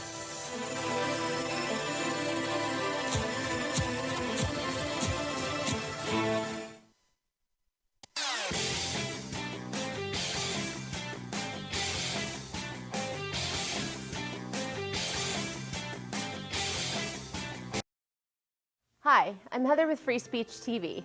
Your support, whether you're giving of donations, volunteering, or even spreading the word, has made it possible for the only independent progressive news network to sustain for more than 20 years. Now, you can give to Free Speech TV through the Branch of Gratitude. This program is a sustainable way to give that reduces waste through paper mailing, postage, and staff hours. By choosing to participate in the Branch of Gratitude, you are joining hands with the socially conscious community and sending a message to the world that Free Speech TV is not only here to stay, it is here to thrive. Please call 877-378-8669 or go online to freespeech.org. Make a difference and join the Branch of Gratitude today.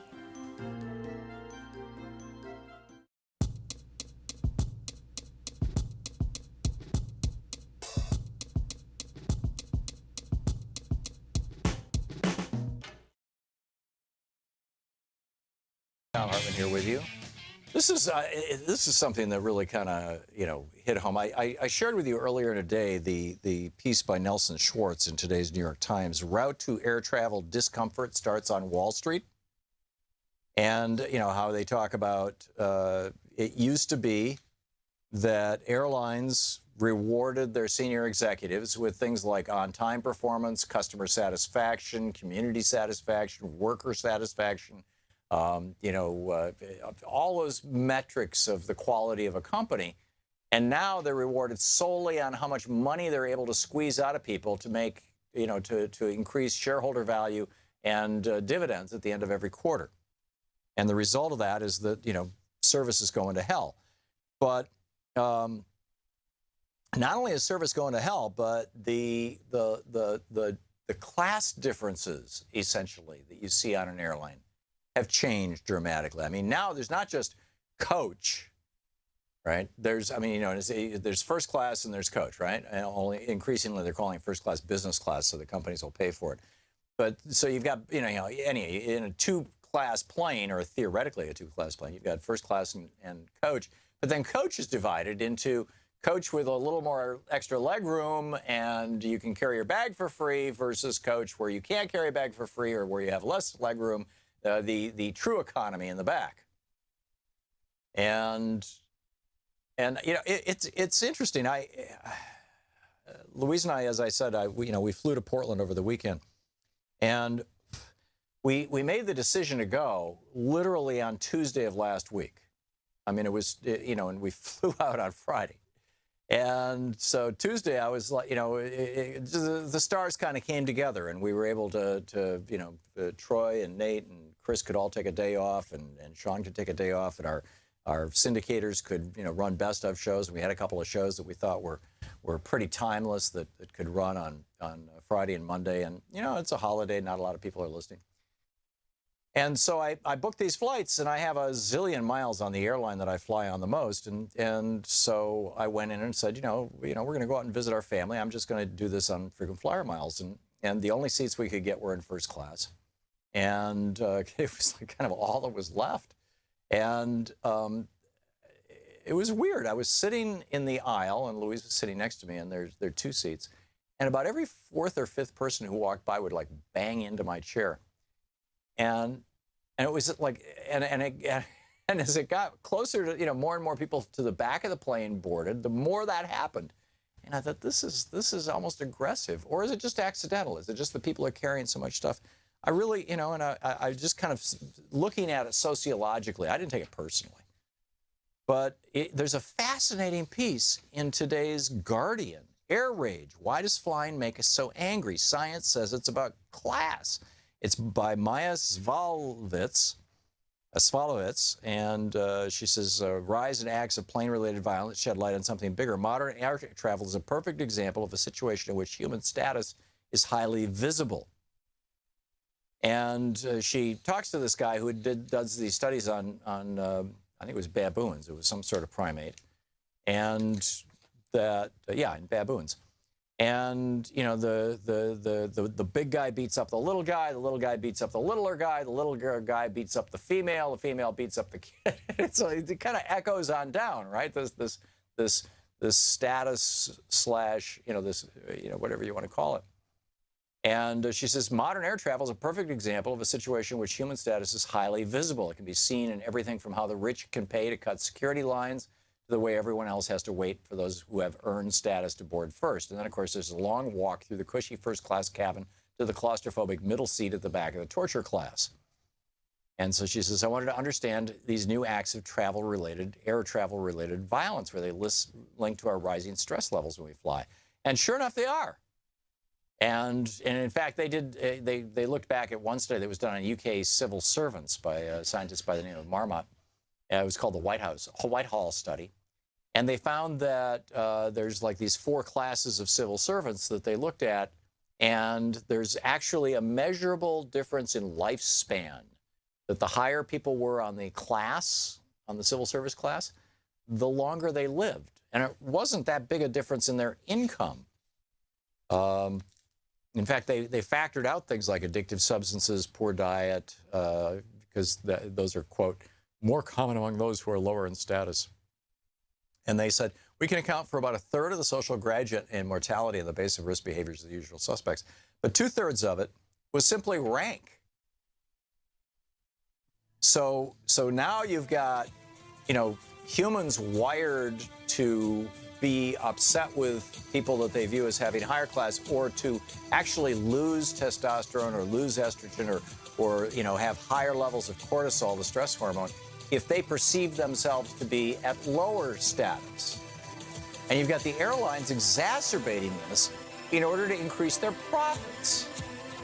It's just all very bizarre. I thought it was a fascinating time. You're listening to the Thom Hartmann Program. Call 202-808-9925. We'll be back. It's 28 minutes past the hour. We'll pick up your calls.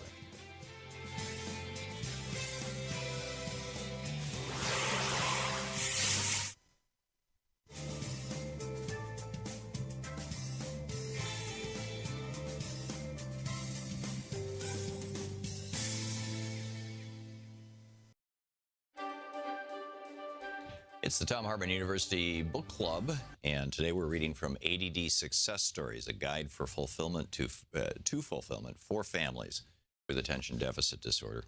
And it's really individuals as well. And mostly the book is well over 100 individual stories about ways that people have learned how to be successful in life, and just sharing them with others.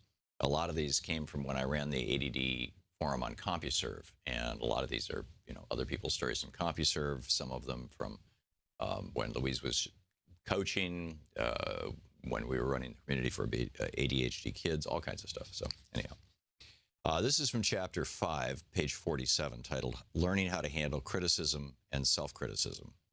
And it opens with a quote from Benjamin Disraeli in 1860. He said, "It's much easier to be critical than to be correct." One of the most common and recurring strategies that successful hunters, that's people with ADD, tell about is how they've learned to handle criticism. A successful ADD entrepreneur tells the story of how devastated he was in a high school presentation that he'd spent the better part of 2 months on for English class. He read dozens of books, dug out arcane facts, sifted through quotes and stories and information, all to find what he thought was the absolutely perfect summary to make his point. With great enthusiasm, he pulled an all-nighter, writing the final paper, and marched off to school the next day with his head high and the smell of academic victory in his nostrils. At 2 o'clock, he walked into his English classroom and marched up to the teacher's desk, a paper in his hand. "Here it is," he said, and handed it to her with a dramatic flourish.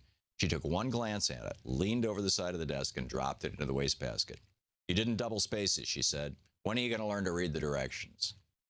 Stunned, he began to protest, to tell her about the hours of work he'd done. She shook her head as if shaking his words out of her ears and interrupted him, saying, "You have to learn how to do things right. This will be a good lesson for you. I'm giving you an F for that paper, and there's no appeal because today was the last day you could hand it in." He went home that night and at the ripe old age of 14 cried himself to sleep. "I learned 2 important lessons from that experience," he told me 20 years later. The first was that I needed to slow down to force myself to read directions. In that regard, it was probably a positive experience. But it also almost destroyed my commitment to her, to the class, to the school, and to any future academic achievement. And that was where I learned my second and most important lesson. When you fall down, stand back up, dust yourself off, and carry on. "That sounds easy," I said, "but how do you do it? How do you go from being angry about her, from blaming her, or for that matter, from blaming yourself?"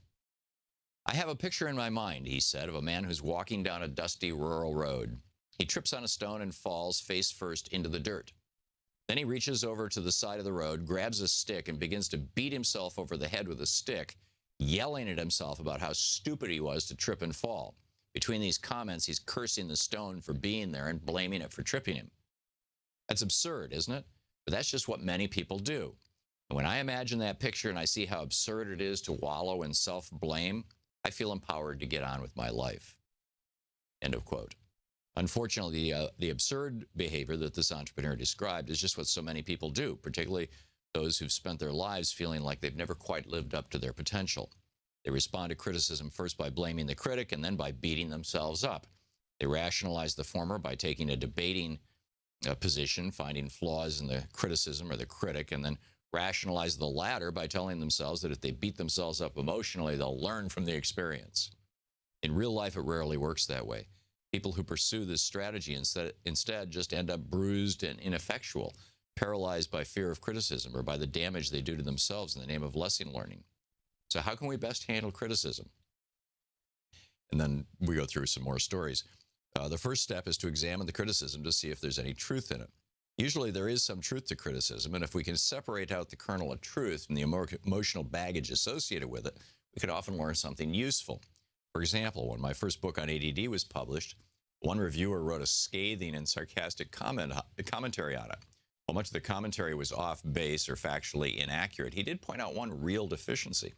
My premise of Hunters and Farmers was based on anthropology, but I hadn't gotten the endorsement of any anthropologists or cited any anthropological texts in my bibliography. So, deciding that he had a point, I sought out people with the requisite knowledge of hunting and farming culture. I first found Will Kreinen, MD, who, while not an anthropologist, was one of the few medical doctors in the world to have spent years of his career as the physician to an indigenous hunting society, one of the last of the Native American tribes in Canada. Every year, he followed them with his small plane as they made their annual 1,000-mile trek with the caribou they hunted. He told me that when he first arrived, he found that the previous doctor had diagnosed 100% of their children with ADD and put the entire school on Ritalin. That, for me, was a pretty good validation of the hunter-farmer theory. Then I met cultural anthropologist Jay Fikes, Ph.D., who wrote the famous books debunking Carlos Castaneda. Dr. Fikes obtains his PhD by studying the few remaining Native American hunting societies of the American Southwest and northern Mexico.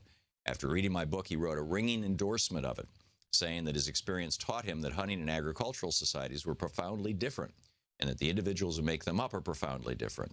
There's a startlingly high percentage of what we would call ADD among some of the members of native hunting tribes. So that criticism of my book, as sarcastic and stinging as it was, made the book better. Anyhow, the book is ADD Success Stories, A Guide to Fulfillment for Families with Attention Deficit Disorder. Hey, want to hear that clip again? Subscribe to the Thom Hartmann Program on YouTube to see all your favorite show highlights.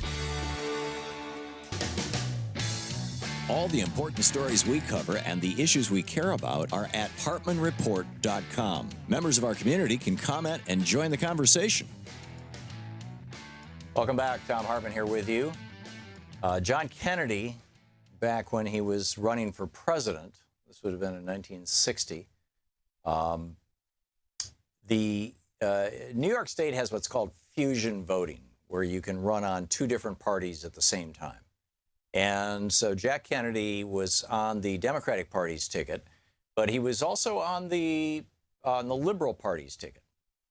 And he gave a famous speech to the Liberal Party. And I'm previewing this, as it were, because at the top of the next hour, in about 25 minutes, 30 minutes from now, we're going to talk for some considerable period of time with my old writing partner, Lamar Waldron, about, you know, this was Kennedy's 100th. He would have been 100 years old yesterday, if my recollection and math are right. And they may not be, but it was, in any case, it was his birthday.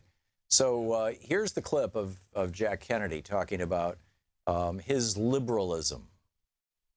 What do our opponents mean when they apply to us the label liberal?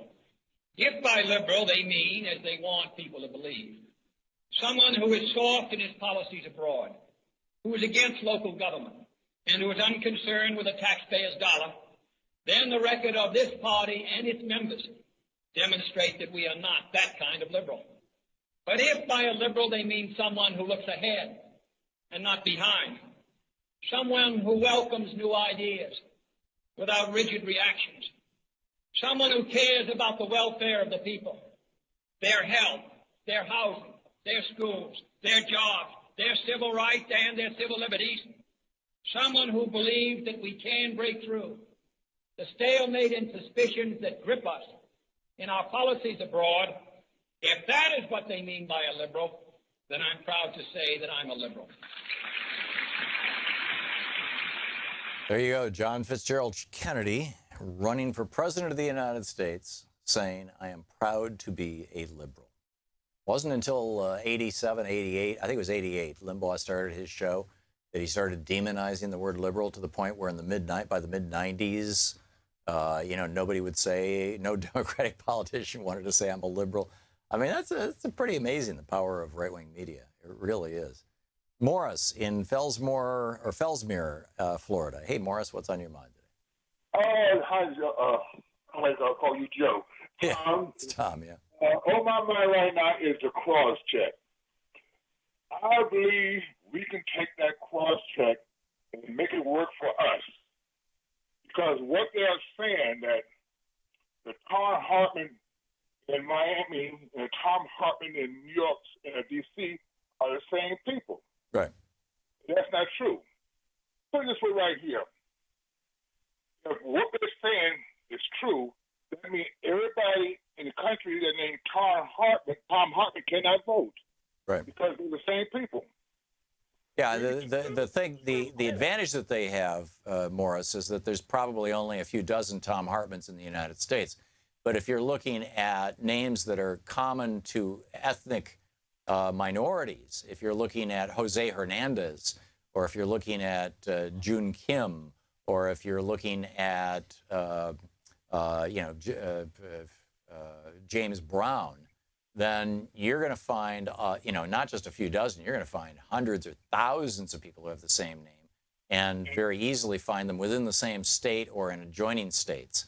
And then Chris Kobach and Karen Handel and all the other Republicans who are trying to sell us this scam, this cross-check scam, to prevent people from voting, particularly young people, old people, and people of color, prevent them from voting, then it starts to fall apart. Well, that's my point right there. Because the Thom Hartmann in D.C. and the Thom Hartmann in Miami could be the same person, but the Thom Hartmann in Miami was born on January the 1st, 1934. There's no match there. The Thom Hartmann in Miami was born in Miami, Dade County. There's no match there. The Thom Hartmann in Miami, the last four of his Social Security number is 5120. There's no match there. The Thom Hartmann in Miami, Florida, mother's maiden name is Shaw, so forth and so on, until you come with at least four exact matches. Yeah. You can go to court and say, okay, go to court and find, let's say, Reverend Barber in North Carolina. There's no problem for him to go find 1,000 people with a class action lawsuit against the state, saying to the state, these 1,000 people was removed from the roll based on bull. And say, until you come with at least 4 or 5 exact matches, those people should be replaced back on the roll, and they also sue for punitive damage. Yeah, no, I totally agree with you, Morris. But, you know, in 2000, during that election, Jeb Bush, the president of George W. Bush, was governor of Florida, and he ordered Katherine Harris, his Secretary of State, to hire a company out of Texas, where the Bush family had, you know, where George W. had been living, to hire a company out of Texas to take a list of Texas felons. It's illegal to vote if you're a felon in Texas. It's also illegal to vote if you're a felon in Florida. 2 of the, I think, 8 or 10 states that have this, and I think almost all of them are southern states. And, of course, this is, you know, remnant of Jim Crow era. And, you know, if they didn't want somebody to vote, they'd just arrest them for something. But in any case, Jeb Bush had Katherine Harris take the Texas felon list, which was predominantly black people, and compare it with the voter registration list in Florida and knock off everybody who had the same first and last name. Even if their middle names are different, they didn't even use birthdays and Social Security numbers. They didn't use, you know, where a person was born. They didn't use any of it. It was just first and last name. And through that process, they knocked between 50 and 90,000 legitimately registered individual African Americans off the voting rolls in Florida 3 weeks before the election of 2000, which got George W. Bush to within 536 votes of stealing that election.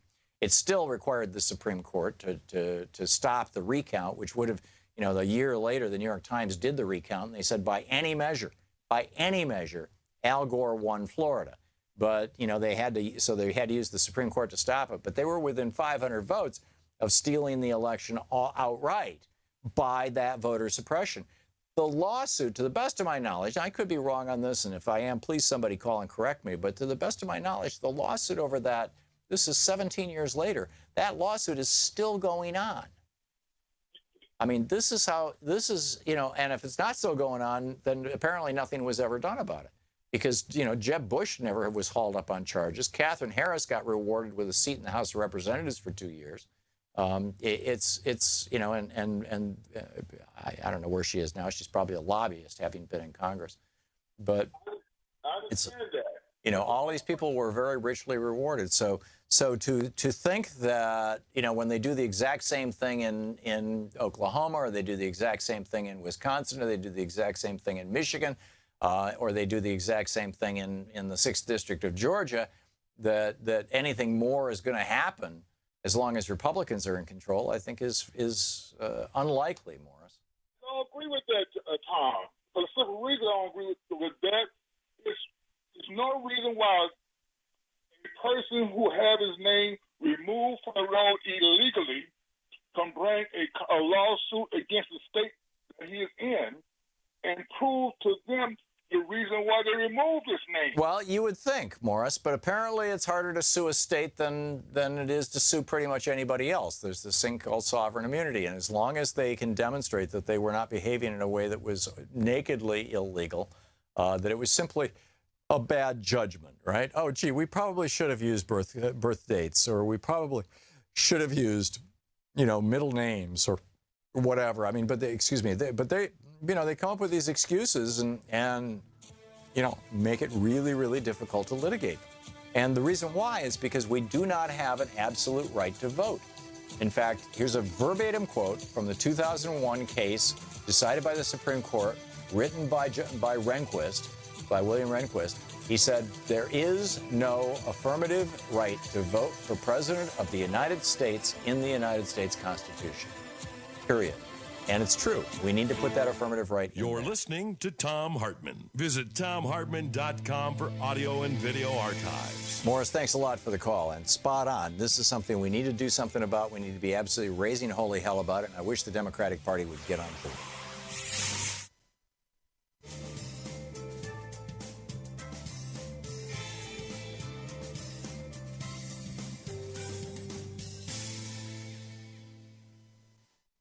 Welcome back. Denise in Chicago. Hey, Denise, what's on your mind today? Hey, Tom.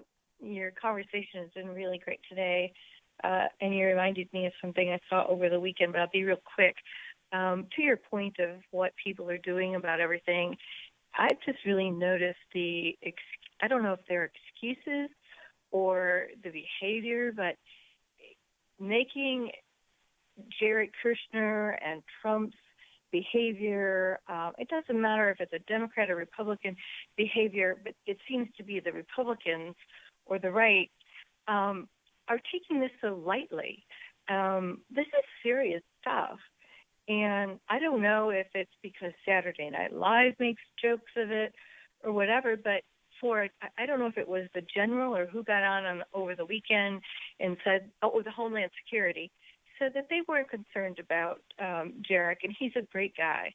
Well, we're all great people. Everybody's great. But some of us have different agendas. And I'm really confused by that. I mean, I don't know if people really take this seriously. Oh, Denise, I guarantee you, law enforcement is taking this very seriously right now. Well, that's good to hear that you say that. And then I just want to add, and not that he's on the line, but if you want me to send you the clip, but Fareed, what's his name? Fareed, I don't want to mess up his last name. Yeah, he had a very disturbing commentary about liberals not being supportive or being open to other thoughts. And he was referencing people like Rush Limbaugh and I forget the other woman's name. I don't even like to remember her name. Ann Coulter. I saw it over the weekend. Yeah, and I was so appalled. I'm like, what? Yeah.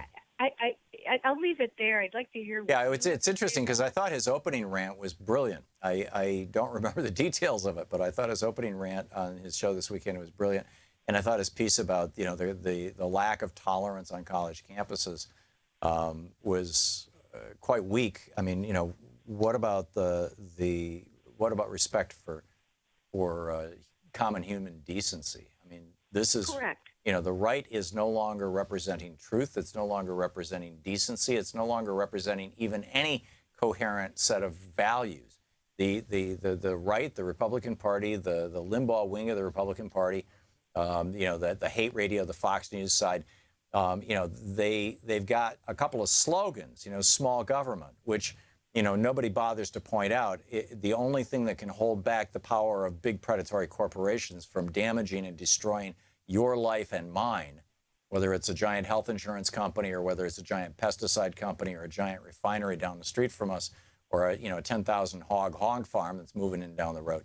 The only thing that can stop that, the only power that is powerful enough to stop or control or regulate that is government, which is, and so what has happened is that the Republican Party and the so-called conservatives have become basically the party of the billionaires and the interests of the billionaires and the billionaire class and the corporations that made them billionaires. Period. Full stop. They have no other goals, no other interests, no other, and the stuff that they're giving lip service to, like, hey, a shout out to the racists, a shout out to the gun freaks, a shout out to the homophobes, a shout out to the misogynists. All of those things are simply to bring along enough voters that they can win elections. But in terms of, and they don't, none of those things represent values unless hate is a value. So really it's just, the party is a scam. The Republican Party is a scam. Denise, thank you for the call. Well said. We'll be back.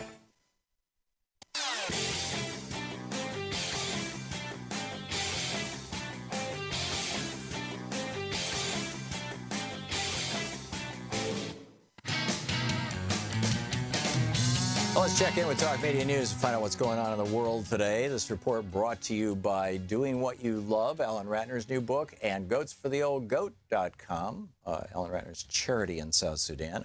On the line with us is Patrick Gavin with Talk Media News. Hey, Patrick. Hey, how you doing? Good. So it's been 4 days since we had a live newscast. What's going on in the world? Well, it's kind of a slow week here in D.C. with Congress in recess, and Trump doesn't have much of a busy schedule, which, of course, presents all this opportunity for danger. I mean, so many White House people have said that, with Trump, you want to keep him busy, you want to keep him occupied. Otherwise, he starts tweeting, right? Yeah, exactly, which is exactly what happened today. He just sort of tweeted out in the past couple hours, in his own way, approving getting rid of the filibuster, saying that the U.S. Senate should switch to just 51 votes, get health care, tax cuts approved fast and easy. The problem is that, I'm not quite sure that Trump totally knows how legislation gets passed here. I mean, first of all, the two things he mentioned, tax reform and health care, are moving along on reconciliation rules, which only require 51 votes. So it wouldn't even apply in that situation. And in terms of tax cuts, Republicans on Capitol Hill don't really just want a tax cut. They want, pretty much universal tax reform. So, I think Trump, I think White House aides would prefer him being on an international trip and not tweeting, because as we saw today, even when he sort of... Yeah, one of the problems they're going to have, though, is that they built a $2 trillion assumption into his tax cut legislation, assuming that it would pay for itself by stimulating the economy. They call it dynamic scoring. It's the old Laffer curve. It's the old Reaganomics thing. Every time it's been tried, it has failed, literally every time, including when Reagan did it. The most recent example was Sam Brown back in Kansas when he radically cut the state income tax and said, oh, don't worry, it'll pay for itself with increased economic activity. And instead, the state had their credit rating downgraded 3 times, and they're now a basket case. They're like number 3 or 4 in the country, whereas they used to be like number 30 or 40. It's just destroyed the state. So number one, it's BS. But then they also took that same $2 trillion and said that increased economic activity is also going to pay for all these other for all the increase in military spending. And yeah, spending money on military will stimulate the economy because a lot of that stuff we make here in the United States. In fact, it's pretty much the only thing we make. But the problem is, if you spend $1 billion building a bridge or a road, you're probably going to make back 10, 20, 30 billion dollars over the lifetime of it. It's typically anywhere from 100% return on investment to a several thousand% return on investment. There are some people who suggest the Eisenhower highway system was over a 10,000% return on investment in not just the highway, but all the business around it that it facilitates and it creates.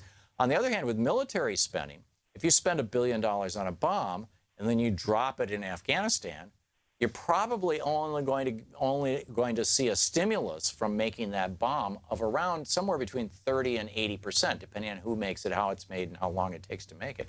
Because once it's blown up, it's blown up. It's no longer producing wealth. It doesn't even produce 100% return. Yeah. So to apply that $2 trillion stimulus to the increase in military spending, A, flies in the face of all math that's ever been done, and B, it's the same $2 trillion that they were counting for their tax cuts. So there's a $4 trillion math error in this budget, which means that there's no way it could pass by reconciliation. So maybe that's why he was saying, let's do away with the filibuster. Yeah, best I can tell, and I know Sean Spicer is going to take the podium in, I think, a half hour. I don't think the White House has quite addressed that sort of double accounting error. And I think to your point as well, what's so interesting is that you hear a lot about tax reform, you hear a lot about repealing Obamacare, and Trump has paid lip service to infrastructure, which would, I think, probably be his best chance of legislative success for getting any Democratic votes if he's so lucky.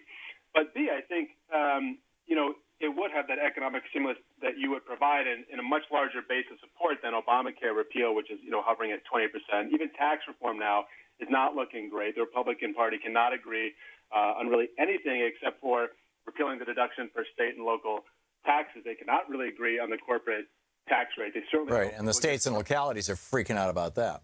Yeah, exactly. I don't think they'll ever give Trump the 15% that he wants. And so it's just, and to sort of tie in two things here, I mean, I'll be really curious about whether Trump does decide to pull out of the Paris climate accords, because to me that would be a very simple way of perhaps initiating a new chapter in his presidency, perhaps one that's just, slightly in contrast to what he's done so far. Same thing with infrastructure. I mean, both of these two things would be opportunities for him to say, okay, I'm not going to totally run my administration by giving the Democratic Party the Heisman and by only appealing to my base. And he's a savvy enough guy. I assume he wants to get reelected. I would be surprised if he did pull out of the Paris Accords. And the same thing that I'd be surprised if he didn't pursue infrastructure, because, I mean, he and his party are looking at a stunning reality, which is going into that August recess without a single major legislative victory. Healthcare doesn't look great. Tax reform doesn't look great. I don't know if what he proposes with infrastructure would get Democratic votes, but I'm sure it's got a much better chance than what he's proposing now. So the fact that he wouldn't do these two things does, I think, make me a little worried that, in fact, he really isn't going to try to extend even the faintest olive branch to even centrists in his own party. Yeah. Hey, they successfully rolled back the streams rule, so they were able to lay off thousands of people who were working on scrubbers and clean coal technology and replace them with a couple of guys driving dump trucks, dumping waste into rivers. Yes. I mean, there's a start, I suppose. That's basically his only legislative accomplishment that I know of. It's mind-boggling. Anyhow, what else is going on in the world, Patrick? Well, I think along those same lines, we're starting to hear that they're putting Mike Pence at work to help do a big campaign push for a lot of Republican lawmakers who are worried about their reelection because of Trump. And of course, we don't really know how valid that is, because we've seen, I think, in the wake of the Montana election, no one's totally sure what kind of effect Trump is going to have in his local races. I guess we'll see in Georgia soon, where John Ossoff, I think, seems to be doing a lot better than probably people thought 3 or 4 months ago. But Mike Pence is, I think, going to embark on a bit of a cross-country tour amid a bunch of fears from Republicans that the midterm elections will be a disaster. I think only in the current climate would Mike Pence be the right person to do that. But I also think, too, the one lesson we learned from Montana, I think, to the chagrin of a lot of Democrats, is that Trump really was an asset there. So sending Mike Pence out might be great, but I think in some of these key states, I think, for better or for worse, sending out Trump still might be one of the best things for certain Republicans facing re-election. Oh yeah, he still has a loyal base, and as long as Fox so-called News is absolutely 100% committed to him, I think it's going to stay that way. There are people who basically just live in that bubble. Yeah, I think one other thing to keep your eyes out for, we're hearing this sort of big palace intrigue news today is that Trump's communication director, Mike Dubke, is leaving the White House. Now, was he Sean Spicer's boss, or is it the other way around? He was Sean Spicer's boss. That's right. He's sort of the grand poobah for the communication strategy. Any idea why he's leaving? In his resignation letter, he said he just wanted to pursue new opportunities. He wants to go back to his crisis communications group. I think it's called BlackRock Group. He had plenty of things to say, lovely things to say about Trump. I mean, I think what's the conventional wisdom? Is it that the ship is going down and the rats are fleeing? The conventional wisdom is that he's sort of not part of this essential core Trump crew, that he never quite gelled with Ivana and Jared and Steve Bannon. He wouldn't do the loyalty oath? Yeah, right, exactly. Yeah, that makes a lot of sense, actually. That makes a lot of sense, given what we know about these guys. Yeah. Go ahead. Sorry, last thing I have to say, I do think for now, Sean Spicer will remain as White House press secretary, but you'll probably see less of him doing on-camera briefings. And believe it or not, I think you're going to see more of Trump. I think Trump would just rather say it himself. Interesting. Other people say it. Patrick Gavin, thank you, Pat. You're listening to Thom Hartmann.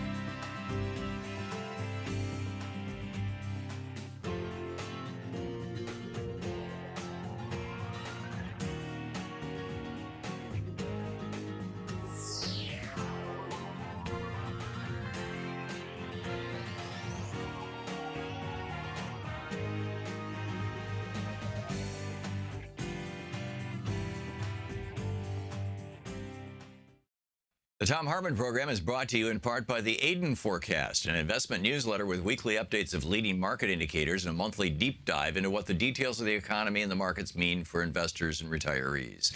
On the web at aidenmarkets.com. Wines have some of the highest pesticide levels in our food chain. This hour brought to you by ecowine.com. Pesticide-free wines, organic wines, imported from France by the Organic Wine Company, ecowine.com. Hartmann Program is brought to you in part by Super Beets. Super Beets are sourced from non-GMO beets, and they're packed with dietary nitrates, helping to produce nitric oxide for more energy, stamina, and support for healthy blood pressure levels naturally.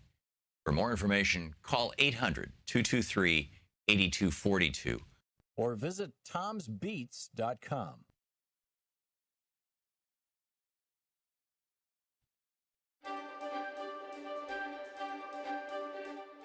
Hi, it's the Thom Hartmann University Book Club. We're reading today from Rebooting the American Dream, from the introduction.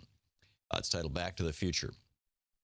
On April 14th, 1789, George Washington was out walking through the fields at Mount Vernon, his home in Virginia, when Charles Thomson, the Secretary of the Continental Congress, rode up on horseback. Thomson had a letter for Washington from the President pro tem of the new constitutionally created United States Senate, telling Washington that he'd just been elected president, and the inauguration was set for April 30th in the nation's capital, New York City. This created two problems for George Washington. The first was saying goodbye to his 82-year-old mother, which the 57-year-old Washington did that night. She gave him her blessing and told him it was the last time he'd see her alive, as she was gravely ill, and indeed she died before he returned from New York. The second problem was finding a suit of clothes made in the United States of America. For that, he sent a courier to his old friend and fellow general from the American Revolutionary War, Henry Knox. Washington couldn't find a suit made in America because in the years prior to the American Revolution, the British East India Company, whose tea was thrown into the Boston harbor by outraged colonists after the Tea Act of 1773, gave the world's largest transnational corporation a giant tax break. The British East India Tea Company controlled the manufacture and the transportation of a whole range of goods, including fine clothing. Cotton and wool could be grown and sheared in the colonies, but it had to be sent to England to be turned into clothing. This was a routine policy for England, and it's why until India achieved its independence in 1947, Mahatma Gandhi, who was assassinated a year later, sat at his spinning wheel for his lectures and daily spun clothing in his own home. It was, like his Salt March, a protest against the colonial practices of England and an entreaty to his fellow Indians to make their own clothes to gain independence from British companies and institutions, even though making their own clothes or making their own salt was against British law. Fortunately for George Washington, an American clothing company had been established on April 28, 1783 in Hartford, Connecticut, by a man named Daniel Hinsdale. And it produced high-quality woolen and cotton clothing, as well as items made from imported silk. It was to Hinsdale's company that Knox turned, and he helped Washington get, in time for his inauguration 2 weeks later, a nice but not excessively elegant brown American-made suit. He wore British black later for the celebration and the most famous painting, but he was sworn in wearing an American-made suit. When Washington became president in 1789, most of America's personal and industrial products of any significance were manufactured in England or in other British colonies. Washington asked his Treasury Secretary, Alexander Hamilton, what could be done about that, and Hamilton came up with an 11-point plan to foster American manufacturing, which he presented to Congress in 1791. By 1793, most of its points had either been made into law by Congress or formulated into policy by either President Washington or the various states, which put our country on a path of developing its industrial base and generating the largest source of federal revenue for more than 100 years. Those strategic proposals built the greatest industrial powerhouse the world had ever seen. And after more than 200 successful years, Alexander Hamilton's program was only abandoned during the administrations of Ronald Reagan, George H.W. Bush, and Bill Clinton, and remained abandoned to this day. Modern-day China, however, implemented most of Hamilton's plan just in the 1990s and has brought about a remarkable transformation of its nation in a single generation. Hamilton's 11-point plan for American manufacturers is a primary inspiration for this book. It was part of a larger work titled Alexander Hamilton's Report on the Subject of Manufactures, made in his capacity as Secretary of the Treasury. It's the official title. And then I list Hamilton's 11-point plan for American manufacturers. And I'll share just the headlines of this.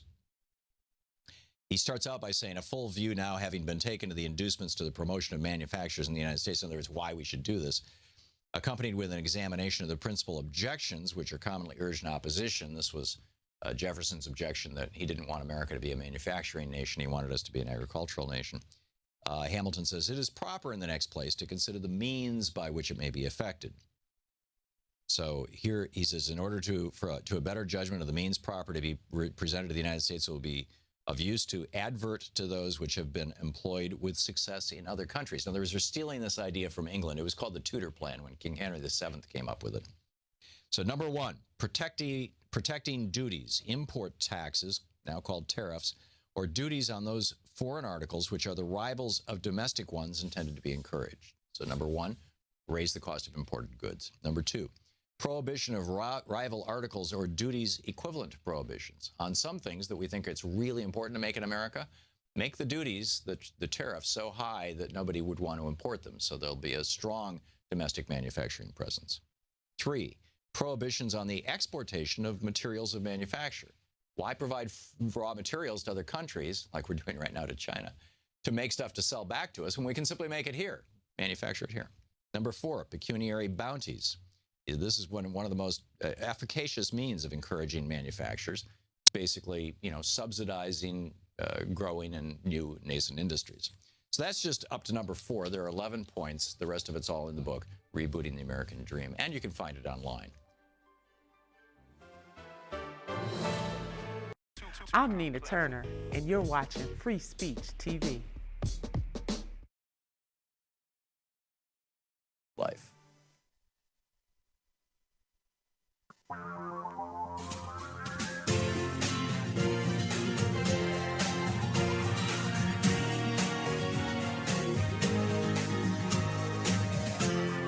This is the Thom Hartmann Program. Welcome back. Thom Hartmann here with you.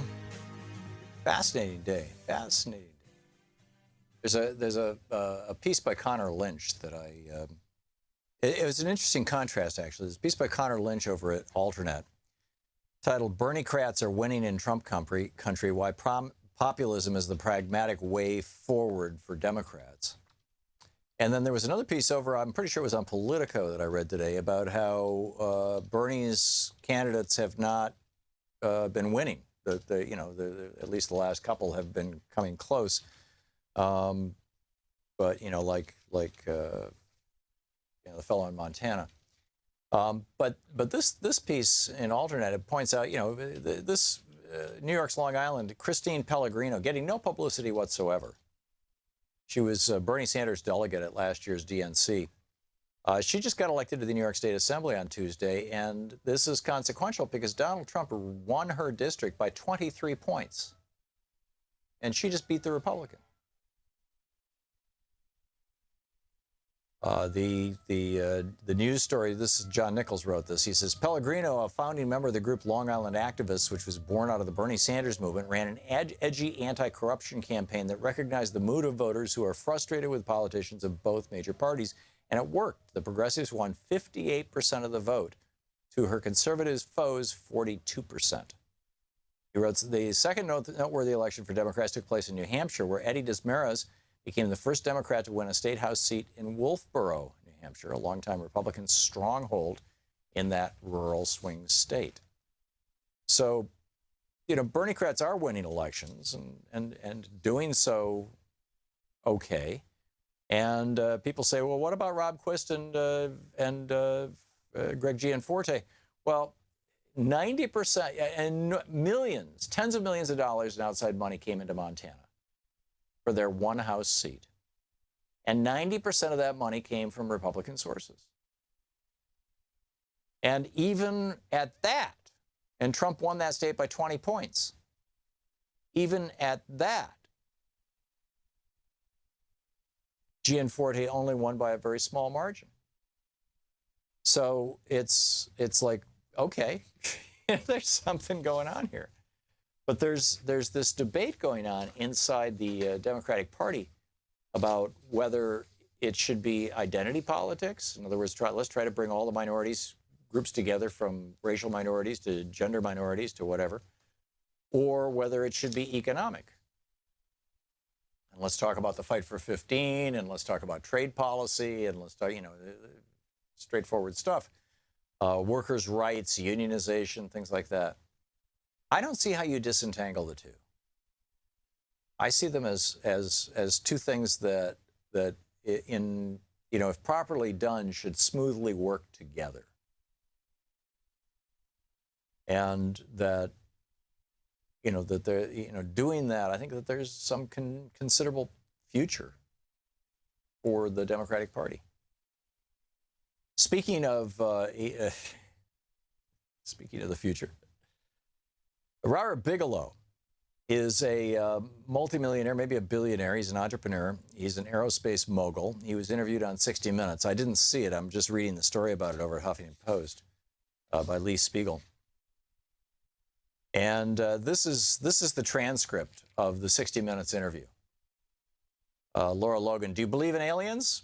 Bigelow, I'm absolutely convinced. That's all there is to it. Logan, do you also believe that UFOs have come to Earth? Bigelow, there has been and is an existing presence, an ET presence. And I spent millions and millions and millions. I probably spent more as an individual than anybody else in the United States has ever spent on this subject. Is it risky for you to say in public that you believe in UFOs and aliens? I don't give a damn. I don't care. You don't worry that some people will say, did you hear that guy? He sounds like he's crazy. I don't care. It's not going to make a difference. It's not going to change the reality of what I know. Now, he's not just saying he saw aliens up in the sky. He's saying they're here, walking around loose, talking to us. Maybe unzipping or zipping on their human suits over their lizard outfits. I don't know. What do you think? Tim in Almena, Wisconsin. Oh, we have Lamar? No, he's not on the board yet. Tim in Almena, Wisconsin. Hey, Tim, what's on your mind? Yeah, hi, Tom. I've always felt that you had a pretty common sense attitude toward guns, and I am not a gun nut. I am absolutely not a gun nut.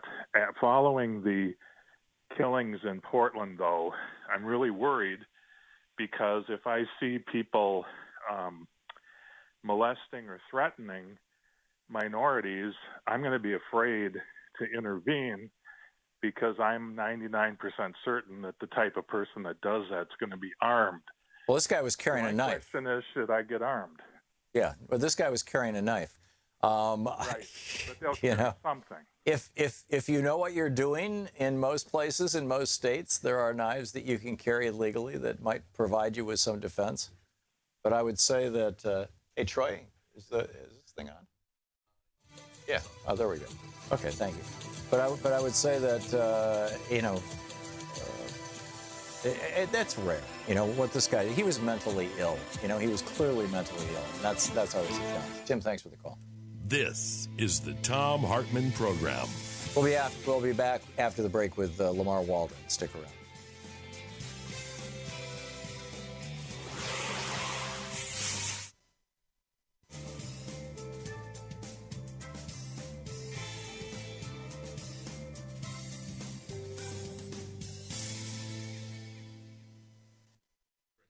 And welcome back. Robert, listening on KBCS in Gig Harbor, Washington. Hey, Robert, what's on your mind today? Hello, Tom. Good to talk to you again. It's been several years, but I wanted to mention, I wanted to know what your right to vote amendment would say, because the right of the citizens of the United States to vote, that phrase occurs 4 times in the Constitution. The right of the citizens of the United States to vote shall not be abridged on account of race. 15th Amendment. 19th Amendment, the right of the citizens of the United States to vote shall not be abridged on basis of sex. The 24th Amendment, the right of the citizens of the United States to vote shall not be abridged because of a poll tax. And I submit that these voter IDs, I'm blind. I don't drive. I've never been able to see well enough to drive. And then after a long time, my macular degeneration made me disabled. And I saw some doctors, and I filled out some forms. And 6 months later, the Social Security said administration said, yeah, you're disabled, all right, here's your check. You paid into it. You earned it. And also the 26th Amendment says the right of the citizens of the United States to vote if you're over 18 shall not be abridged on account of age.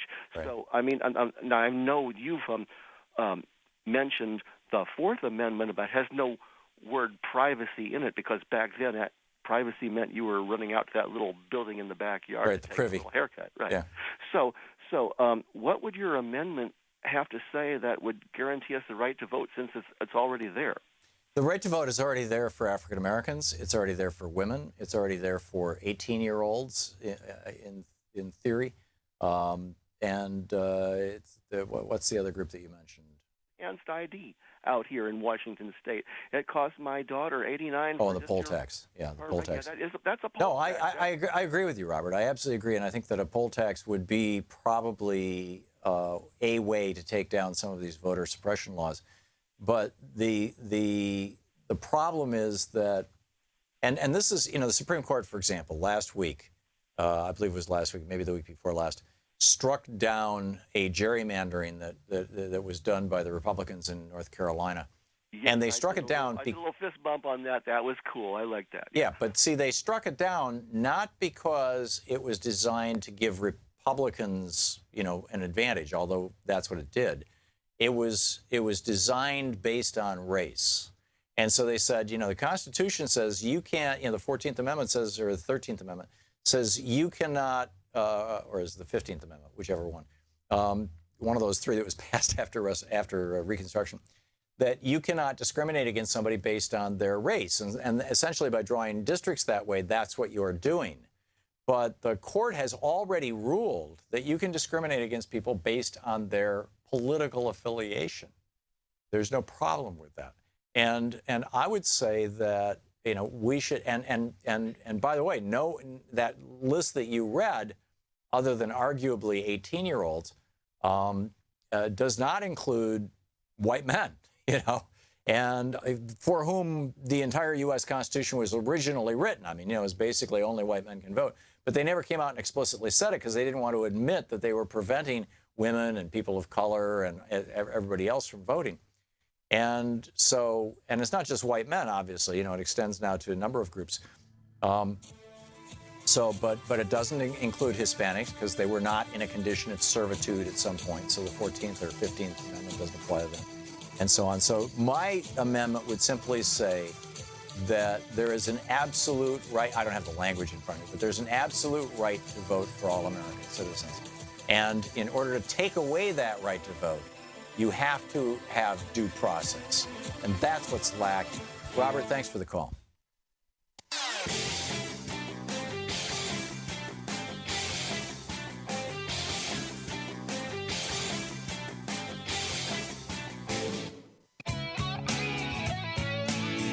Welcome back. Thom Hartmann here with you. And on the line with us is Lamar Waldron. He is the author of numerous books.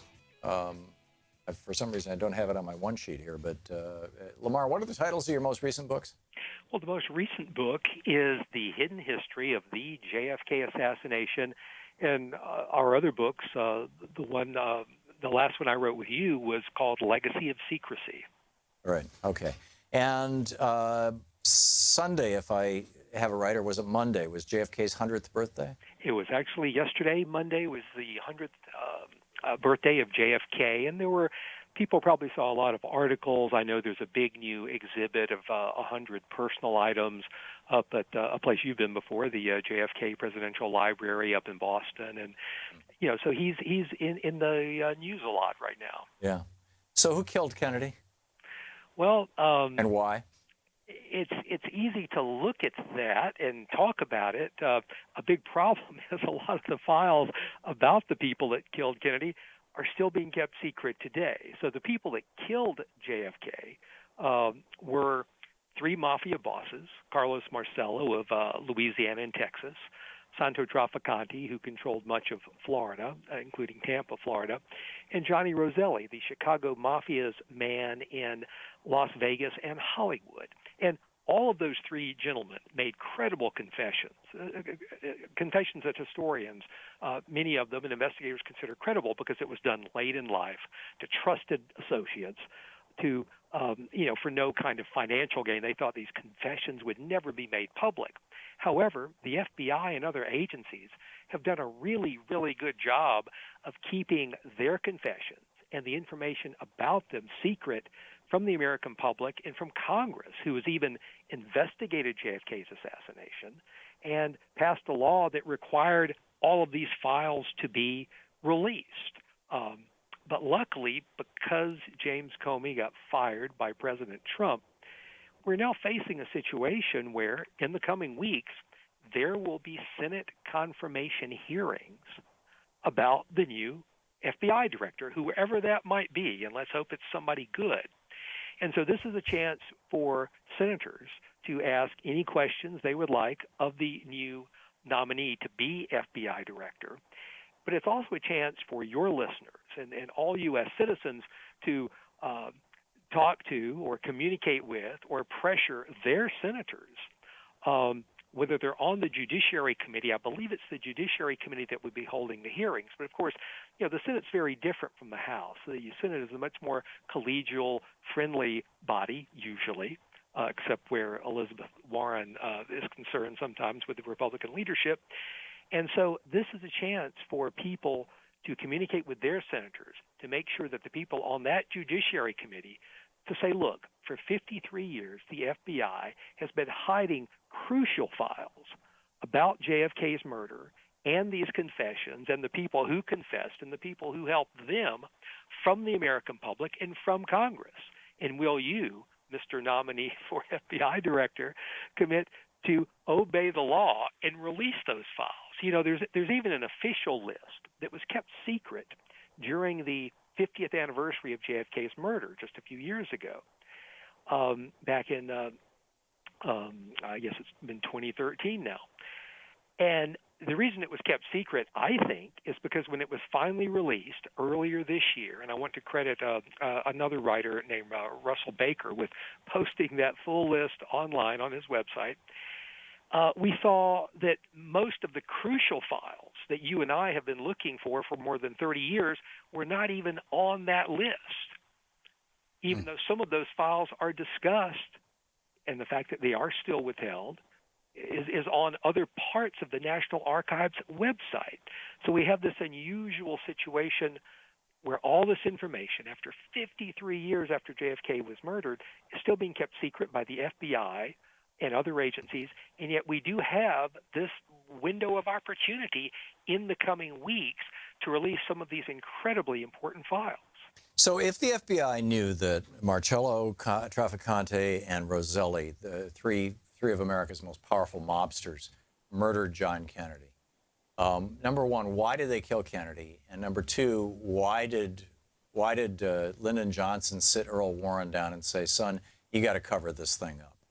Well, getting Earl Warren, who was the Chief Justice of the United States Supreme Court, to be on a commission while Jack Ruby, the man who shot the accused assassin, while the accused assassin was in police custody and on live television that I watched as a kid when I was playing hooky from church that morning pretending to be sick. Earl Warren knew that Jack Ruby's case could reach the Supreme Court. And if he's on this commission that's investigating Ruby and Oswald and any possible connections, that could be a constitutional crisis because he would have to recuse himself. Then, any decision, could split. So this could be horrible.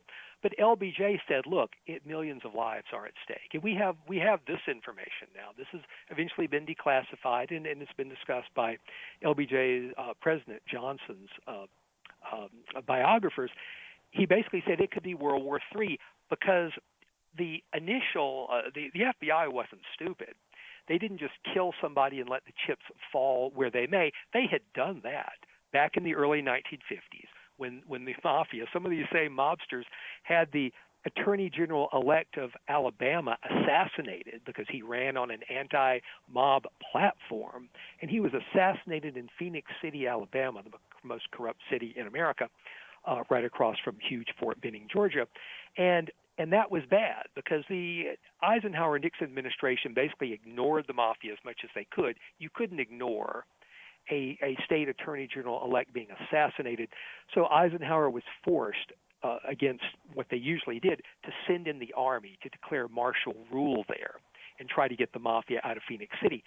So what the mafia did to kill JFK, they planted very clear and, in hindsight, extremely ludicrously obvious evidence pointing at a communist, a seeming communist called Lee Harvey Oswald, but they also planted information that the public didn't necessarily see at the time that pointed to Fidel Castro and or Russia having manipulated Oswald into somehow having killed JFK. Now, all of that information eventually did get declassified. The CIA looked into that information because they had access to even more than the FBI did. And the guy who eventually headed the CIA, Richard Helms, concluded there was nothing to that. In fact, we can now even trace the mob-linked CIA supervisor who was the source of that information. But now, what's old is new again. Here in 2017, there are TV shows and articles today coming out saying that Oswald did it, even though, of course, Naval Intelligence, they conducted their investigation, concluded he didn't. More files we only have partially. And yet, if you watch on the History Channel, JFK Declassified, tracking Oswald with, I guess, ex-CIA agent Bob Baer and an LAPD police lieutenant, you'll hear that Oswald did it. It just assumed with no evidence.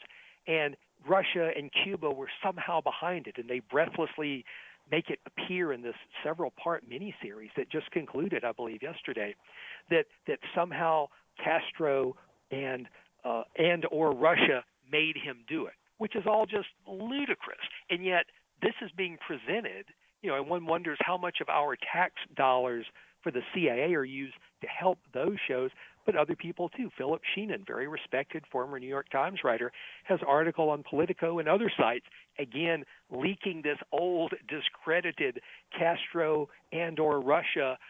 So the net here is that LBJ, at least initially, was convinced that Oswald did it and that Oswald had connections to Castro. And this was just after the Cuban Missile Crisis. And he thought that if the American people knew that Castro had hired a guy to kill Kennedy, that would force his hand. He would have to invade Cuba, and that would lead to World War III against the Soviet Union. Is that a good summary? That's not only a great summary, but there's also one extra bit that you and I were the first people to discover that LBJ knew as well. LBJ knew that John F. Kennedy and his administration had been poised to sort of invade Cuba 10 days after JFK's trip to Dallas, that they were working with the number 3 man in Cuba, the head of the Cuban army, the founder of the Cuban army, the highest black official in Cuba, a country which was, according to our CIA at that time, of 70% African descent, that Commander Juan Almeida, number 3 man in Cuba, head of the Cuban army, was working with President Kennedy. And 10 days after Dallas, Commander Almeida was to have Fidel Castro and his brother killed. The assassination, as best we can tell from the CIA files we do have, and our interviews, would be based on a Russian or a Russian sympathizer. And then Commander Almeida would invite U.S. troops into Cuba. We'll pick this up on the other side. You're listening to the Thom Hartmann Program. Call 202-808-9925. Tomorrow when the music starts, you got about 10 seconds. We'll be right back with, it's 28 minutes past the hour, with more of Lamar Waldron. Stick around.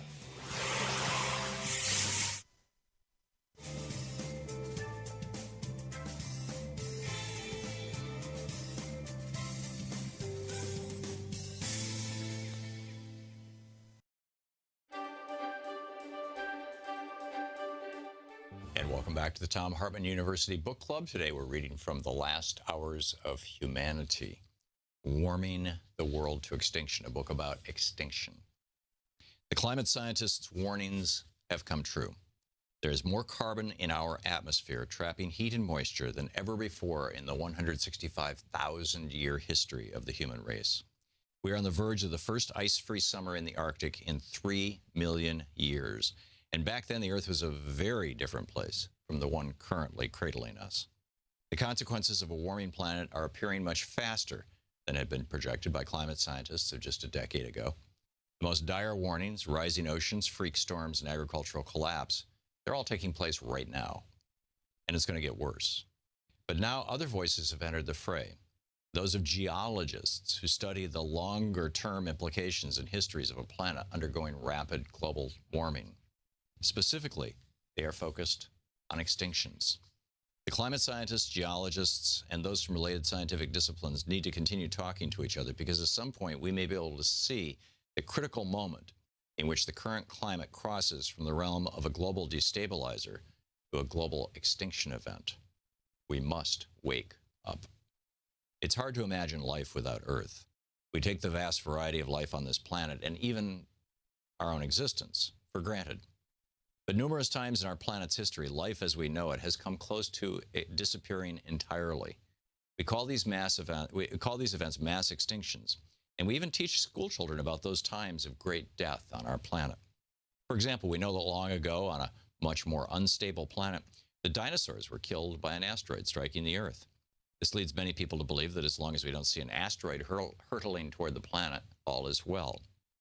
But this is not rational thinking for several reasons. The asteroid impact that killed the dinosaurs and started a major mass extinction is the only event having to do with outer space that we can trace with any certainty. And new science indicates that the asteroid impact itself wasn't what killed the dinosaurs. It was the global warming that followed it. New science has discovered a common theme in all of the extinctions in the past, and it's woven right into the global fabric of today as yet another mass extinction threatens our planet. That global consistent thread is global warming. We have had 6 extinctions in the billion-year history of life on our planet. Each sharp spike in the chart below indicates one of these mass extinctions. There's a chart on the page. Occurring about 450 million years ago, the Ordovician / Silurian mass extinction devastated marine life, which at the time dominated the planet. In a series of 2 extinctions, 60 and 70% of all life on the planet was taken, respectively. Then, fewer than 100 million years later, the planet was rocked again. The Denovian period was capped off by a 20 million year death march. It killed off 70% of life on Earth. This included many coral reefs, which didn't return for another 100 million years. We know of the KT extinction, the Cretaceous Tertiary extinction, which occurred 65 million years ago, ending the reign of the dinosaurs. There was also an extinction event 200 million years ago, known as the Triassic-Jurassic mass extinction. But none of these extinctions explains the huge spike shown in the center of the previous chart. That one happened 250 million years ago and was the worst mass extinction of species event in the history of our planet.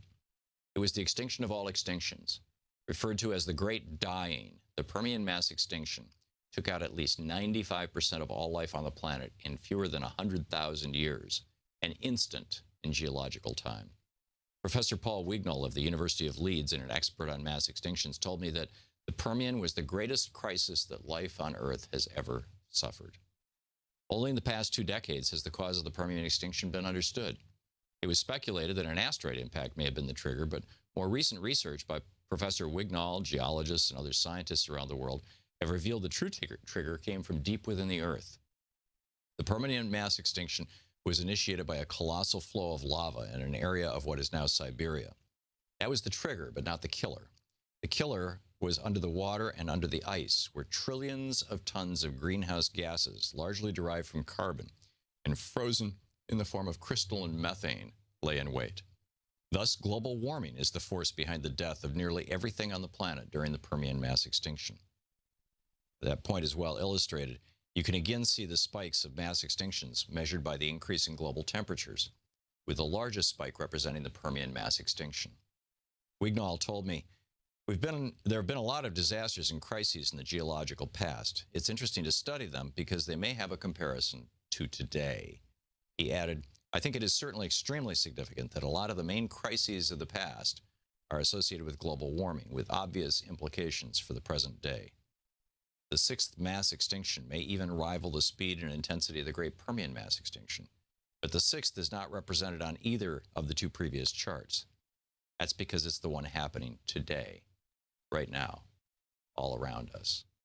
And then we go on to document how the burning of fossil fuels is throwing an amount of carbon into the atmosphere, greenhouse gases into the atmosphere, that's relatively similar to what happened with that giant volcanic eruption in Siberia 250 million years ago with the Permian mass extinction, and how it could be leading to a major extinction event. The book is The Last Hours of Humanity, Warming the World to Extinction. Want to connect with the show online? You can find the Thom Hartmann Program on Facebook, Twitter, and Instagram.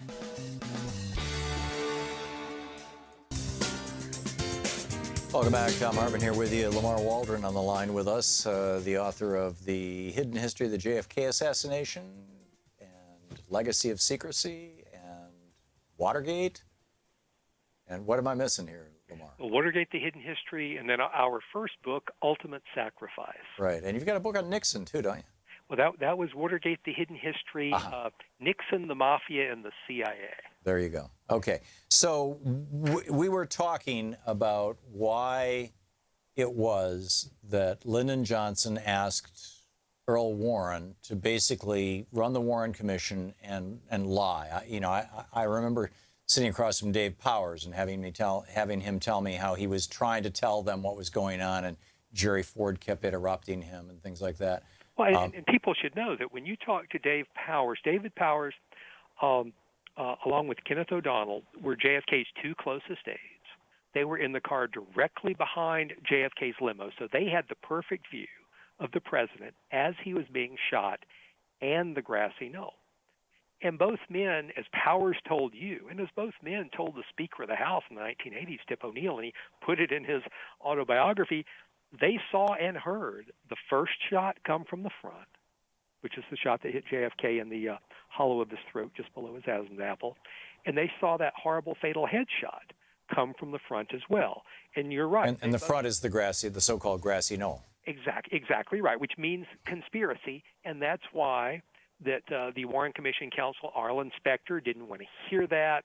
There's a tortuous, not even testimony, but like an affidavit that David Powers did. And and they weren't the only ones. A Secret Service agent in that same limo also saw the fatal headshot from the front. And so, but again, people have to realize, that this is a cover-up, and I have to say this, done for some good reasons, but done because of the mafia's planted information. In other words, the mafia had gamed the FBI, the Secret Service, the CIA, and LBJ, at least for a short period, and Bobby Kennedy, for that matter, thought that. And see, that's why people have to remember. You and I were part of the cover-up, Tom. We can admit that now and talk about it.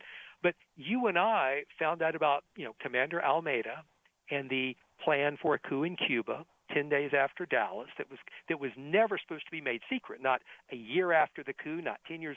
Never. I mean, this is.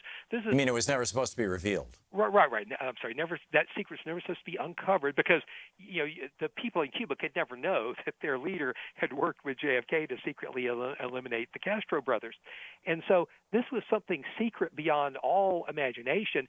LBJ didn't know about it. He finds out about it literally when he, apparently the morning after he became president, and he is shocked. So he doesn't just believe this phony information implicating Fidel and Russia and Oswald that the mafia had planted. He thinks, well, perhaps they somehow infiltrated this operation and they got Kennedy first. I mean, LBJ basically said that. Right. Robert Kennedy. He thought he might be next. Well, and not only that, but I mean, even Robert Kennedy wondered about that very thing because he was running this operation for his brother who had delegated it to him. So he even asked the head of the CIA within hours of his own brother's murder, did you do this? And Bobby focused suspicion on some people who were involved there, and he later did his own investigation. So I don't want to leave the impression that everybody knew everything right off the bat. They didn't. Right. They thought they were saving the republic. They had to cover up who killed Kennedy because they thought it would lead back to Castro and possibly Castro and Khrushchev. And it would start the nuclear missile. And it would start World War III. That would be the end of civilization. And the Warren Commission was the idea not of LBJ, not of Earl Warren, not of J. Edgar Hoover, who thought the FBI ought to do everything, but it was the idea of friends and associates of Robert Kennedy. But Robert Kennedy himself, along with the CIA and the FBI, had to withhold information. As you and I were the first to discover, 4 days before Dallas, JFK was almost killed in Tampa, Florida. John and Robert Kennedy covered that information up because JFK gave him an important speech in Miami shortly after his major trip to Tampa, where he had a huge motorcade. Then he gave the speech in Miami with words the CIA had actually helped him craft, intended for Commander Almeida to reassure him that the U.S. would back him in his coup. So JFK couldn't very well cancel his Tampa motorcade or say, gee, I almost got shot in Tampa. That had to be covered up. That was covered up for years until you and I found it after going through thousands of pages of hours and hours, hours of microfilm. And then I called up the Tampa chief of police who said, Mr. Waldron, I've been waiting on this call since 1963. But the FBI, in coordination with the CIA, had withheld all information about the Tampa attempt from the Warren Commission, from the 4 later government committees, including the JFK Assassination Records Review Board in the 90s. Well, J. Edgar Hoover was being blackmailed by the same mobsters who killed Kennedy. Well, he had been dealing with them since the 50s. And it's good you mentioned Hoover. We can talk about a little about, because what happened in the 50s, the mafia had the run of Cuba and America. The Eisenhower-Nixon administration, except for that one time in Phoenix City, Alabama, pretty much left the mafia alone. It was Senator John F. Kennedy and his Senate counsel brother Robert Kennedy that went after the mafia in the late 50s in a very public way. That's what launched Kennedy to the presidency. And then, right before the election, the 8-year vice president Richard Nixon ordered the mafia he ordered the CIA to hire the mafia to kill Fidel Castro right before the election, an October surprise that the experienced Nixon felt would make him look much better than the young Senator Kennedy. Well, that time JFK was beating up Nixon because just a year and a half earlier, Castro had taken over Cuba and at first approached the United States government, and then we said no, and he went to Russia. Well, and so Kennedy was Nixon beating up Nixon for being vice president when Cuba went communist. Right. In other words, Richard Nixon is the one who said no, who could have started a new relationship with Castro. Richard Nixon didn't do it. He preferred to have the mafia work with the CIA to kill Fidel. Now, the three of the mobsters who were involved in the plots that Nixon ordered to kill Fidel Castro before the 1960 election were Carlos Marcello, Santo Trafficante, and Johnny Roselli. The 3 guys who killed JFK. Right. So I mean, they didn't actually pull the trigger. None of them pulled the trigger, but they were the guys who made it happen. They coordinated it, and they all later confessed, but you can start to see what happened. Some people say, well, did the CIA kill Kennedy? Did any Castro-Cubans do it? Did the mafia? Well, yeah, these mob bosses were all working for the CIA. In 1963, the CIA continued these plots. Because Nixon had hired them. Right. But the plots continued without telling JFK or Bobby after Nixon was no longer vice president, and the mobsters were able to use their work for the CIA to provide cover for killing JFK. Now, the CIA, some people realized that. The FBI was monitoring some of these mobsters under JFK because he really went hard after the mafia.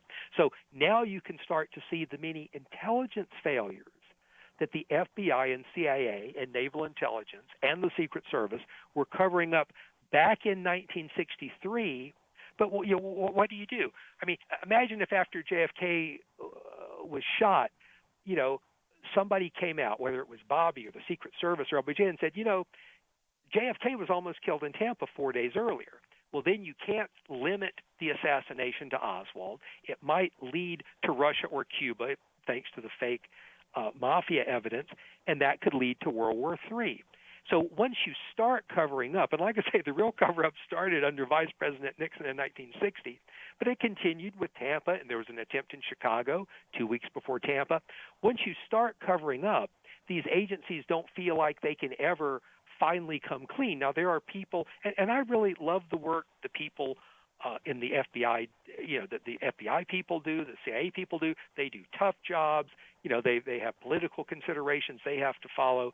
But they certain longtime bureaucrats in each of those agencies need to come clean finally, instead of continuing to support these phony Castro killed JFK or Russia killed JFK stories. It's time to let all this information come out, because it's been 53 years. They have Carlos Marcello in federal prison in 1985 on tape talking about aspects of the assassination. He made a full confession in front of an FBI informant and a witness. Santo Traficante, he confessed in 87, but the FBI has files from December of 63 where Traficante talks specifically about the payoffs for the assassinations with his attorney at that time in December 63, Frank Regano. We don't have those files. We just have a reference to them. Right. Yeah, and there was a point at which, right after you and I discovered the name of the number 3 guy in Cuba, Almeida.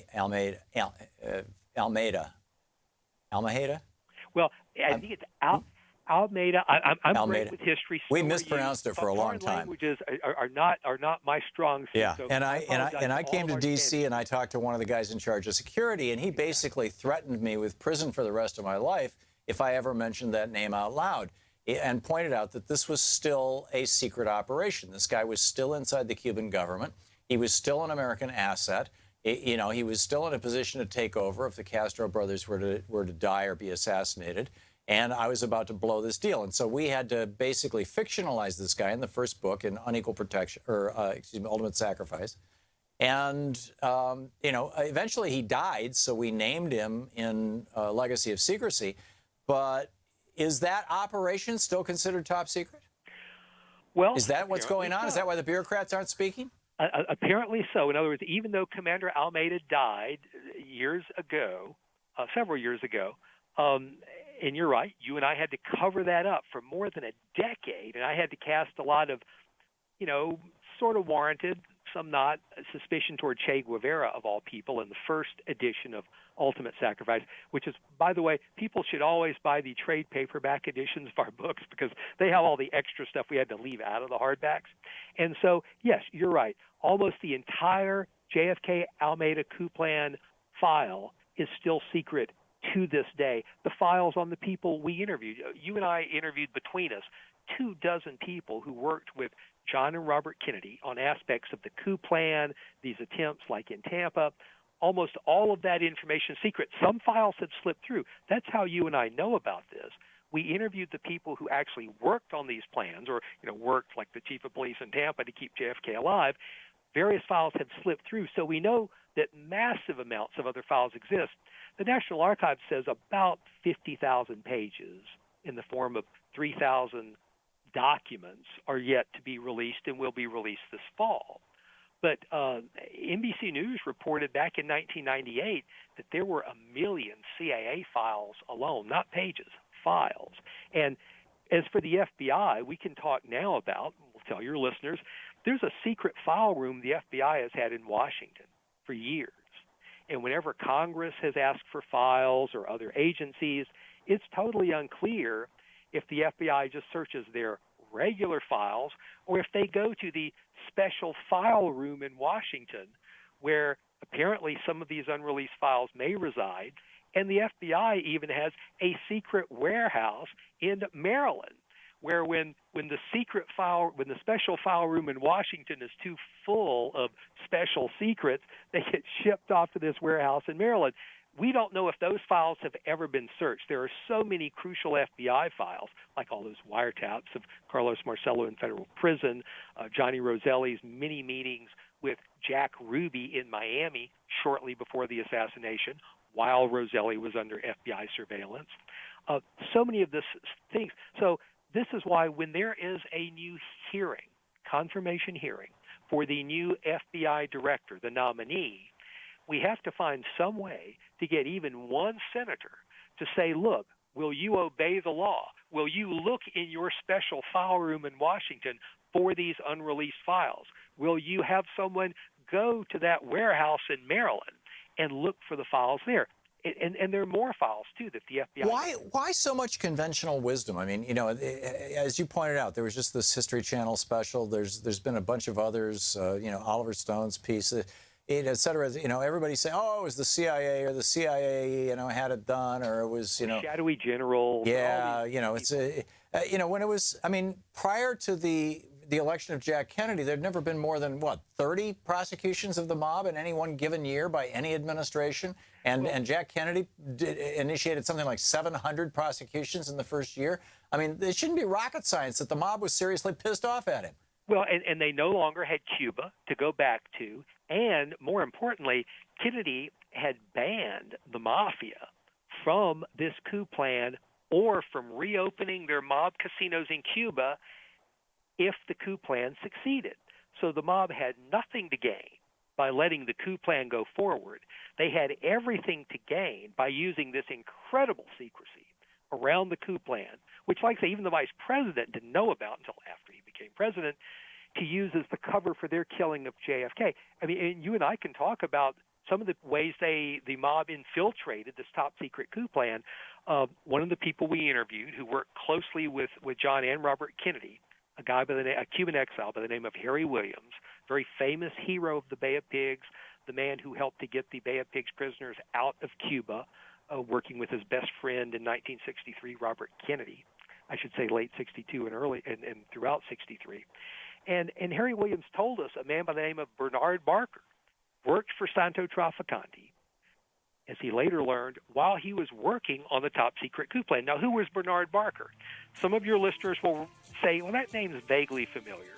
Well, he was the assistant the CIA assigned to E. Howard Hunt when Nixon's plan to use the mafia to kill Fidel in 1960 began.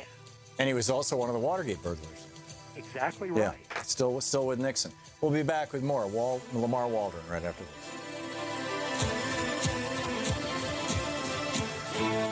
You're listening to Thom Hartmann. Visit thomhartmann.com for audio and video archives. So Nixon up to his eyeballs in the mafia. The mafia kills Kennedy. Where does that leave Nixon? More after this.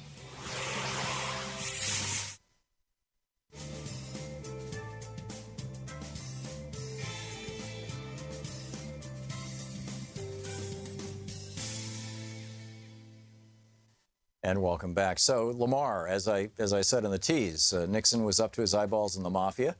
The mafia kills Kennedy. What does Nixon do in '63 after that? Well, Nixon, by the way, was in Dallas, but he wasn't at the secret meeting that you may have seen in the Oliver Stone Nixon movie, or having a secret meeting with a rich Dallas oil man and J. Edgar Hoover. No, Nixon was out partying with Joan Crawford, the Hollywood star, until the early hours of the morning, as was widely reported in both Dallas newspapers. Wasn't she later murdered to shut her up about the mob? No, you're thinking of Dorothy Kilgallen. Oh, you're right. I'm sorry. Thank you. Okay. America's leading female investigative reporter who, after she privately had the only private interview with Jack Ruby, and she was looking into Ruby's connections to New Orleans, she winds up dead. I'll leave that alone. But let's get back to Nixon and Bernard Barker. So you're right. Bernard Barker was one of E. Howard Hunt's Watergate burglars. But Barker is a very interesting character. So here you have a guy who is a Cuban exile. He's an official CIA agent. I mean, he drew a monthly salary in 1960, in 1963 and after.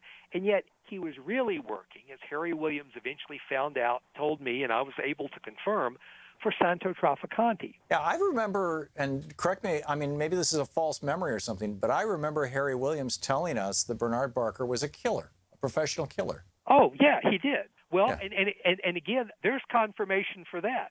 Many of your listeners, or some of your listeners, will have heard stories about a fake CIA agent.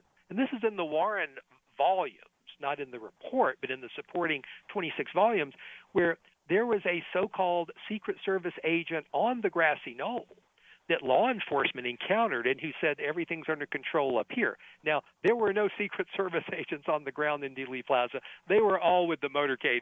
Whoever claimed to be Secret Service on that grassy knoll wasn't Secret Service, and they were part of the assassination team. Right, and the assumption is that was Bernard Barker? Well, there are two independent witnesses, including a Dallas deputy sheriff, identified Bernard Barker as being the fake Secret Service agent on the grassy knoll is a CIA agent, and Howard Hunt's assistant. He could get that kind of fake credentials. Right. And in a lawsuit, Bernard Barker testified under oath that he saw with his own eyes the assassination unfold before his eyes. He claimed he was watching a live broadcast of the Dallas motorcade when he saw JFK killed, but there wasn't even a live broadcast in Dallas. Right. Nobody saw JFK die on live television. If Bernard Barker saw JFK's head getting blown off, that's because he was on the grassy knoll. But now here's the problem. Bernard Barker, he was interviewed by one of the big congressional investigations, the House Select Committee on Assassinations in 1979. According to the National Archives website, his interview is still classified top secret today and does not appear on the list of files to be released this fall. Wow. And so he's a great example of. Well, he was the linchpin. I mean, he was the guy who tied the CIA to the mob in a way that allowed the mob to know what the CIA was up to, so that they could make it look like it was Castro, and get the CIA and the rest of the Nixon or Johnson administration freaked out enough to cover the thing up. And he even handled the payoff for the CIA to Commander Almeida in Cuba. So he knew all of the deepest, darkest secrets. Wow. More with Lamar Waldron right after this. Stick around.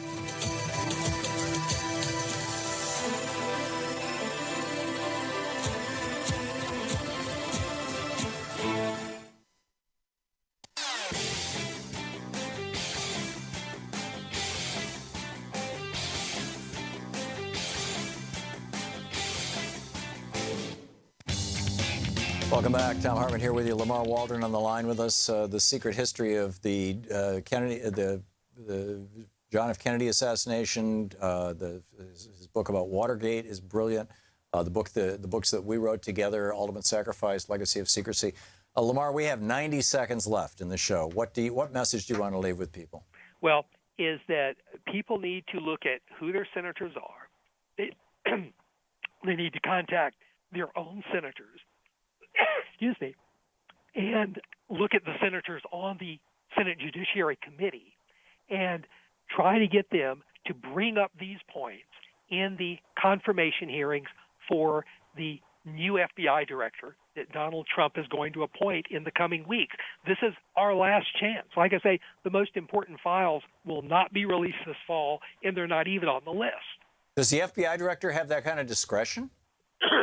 Well, the president does. And again, there is a law that requires these files to be released. All the FBI director has to do is to obey the law. Yeah, Bill Clinton signed that law, didn't he? He signed the law. Congress passed it unanimously. I think one thing I'm going to try to do, Tom, is to do an article about what we've talked about today. If people in a few days, give me a few days, will go to the website, The Hidden History of the JFKAssassination.com, I'll try to have a link to that article, and I'll try to get very specific about who on the Senate Judiciary Committee we need to try to influence to bring this up, because there's a Republican chair, Democratic ranking member. Every senator can talk to their Senate colleagues and say, look, someone needs to bring this up, and this may be our last chance. There we go. Lamar Waldron. Thank you, Lamar. Thank you so much, Tom. And don't forget, democracy is not a spectator sport. It requires all of us, which includes you. Get out there, get active, tag. You're it.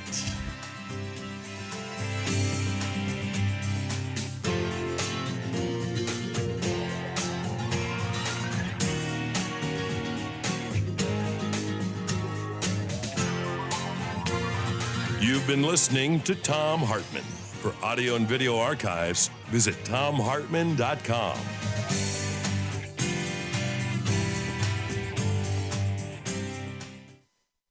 The Thom Hartmann Program is brought to you in part by the Aiden Forecast, an investment newsletter with weekly updates of leading market indicators and a monthly deep dive into what the details of the economy and the markets mean for investors and retirees. On the web at aidenmarkets.com. Wines have some of the highest pesticide levels in our food chain. This hour brought to you by ecowine.com. Pesticide-free wines, organic wines, imported from France by the Organic Wine Company, ecowine.com. Hartmann Program is brought to you in part by Super Beets. Super Beets are sourced from non-GMO beets, and they're packed with dietary nitrates, helping to produce nitric oxide for more energy, stamina, and support for healthy blood pressure levels naturally. For more information, call 800-223-8242 or visit tomsbeets.com.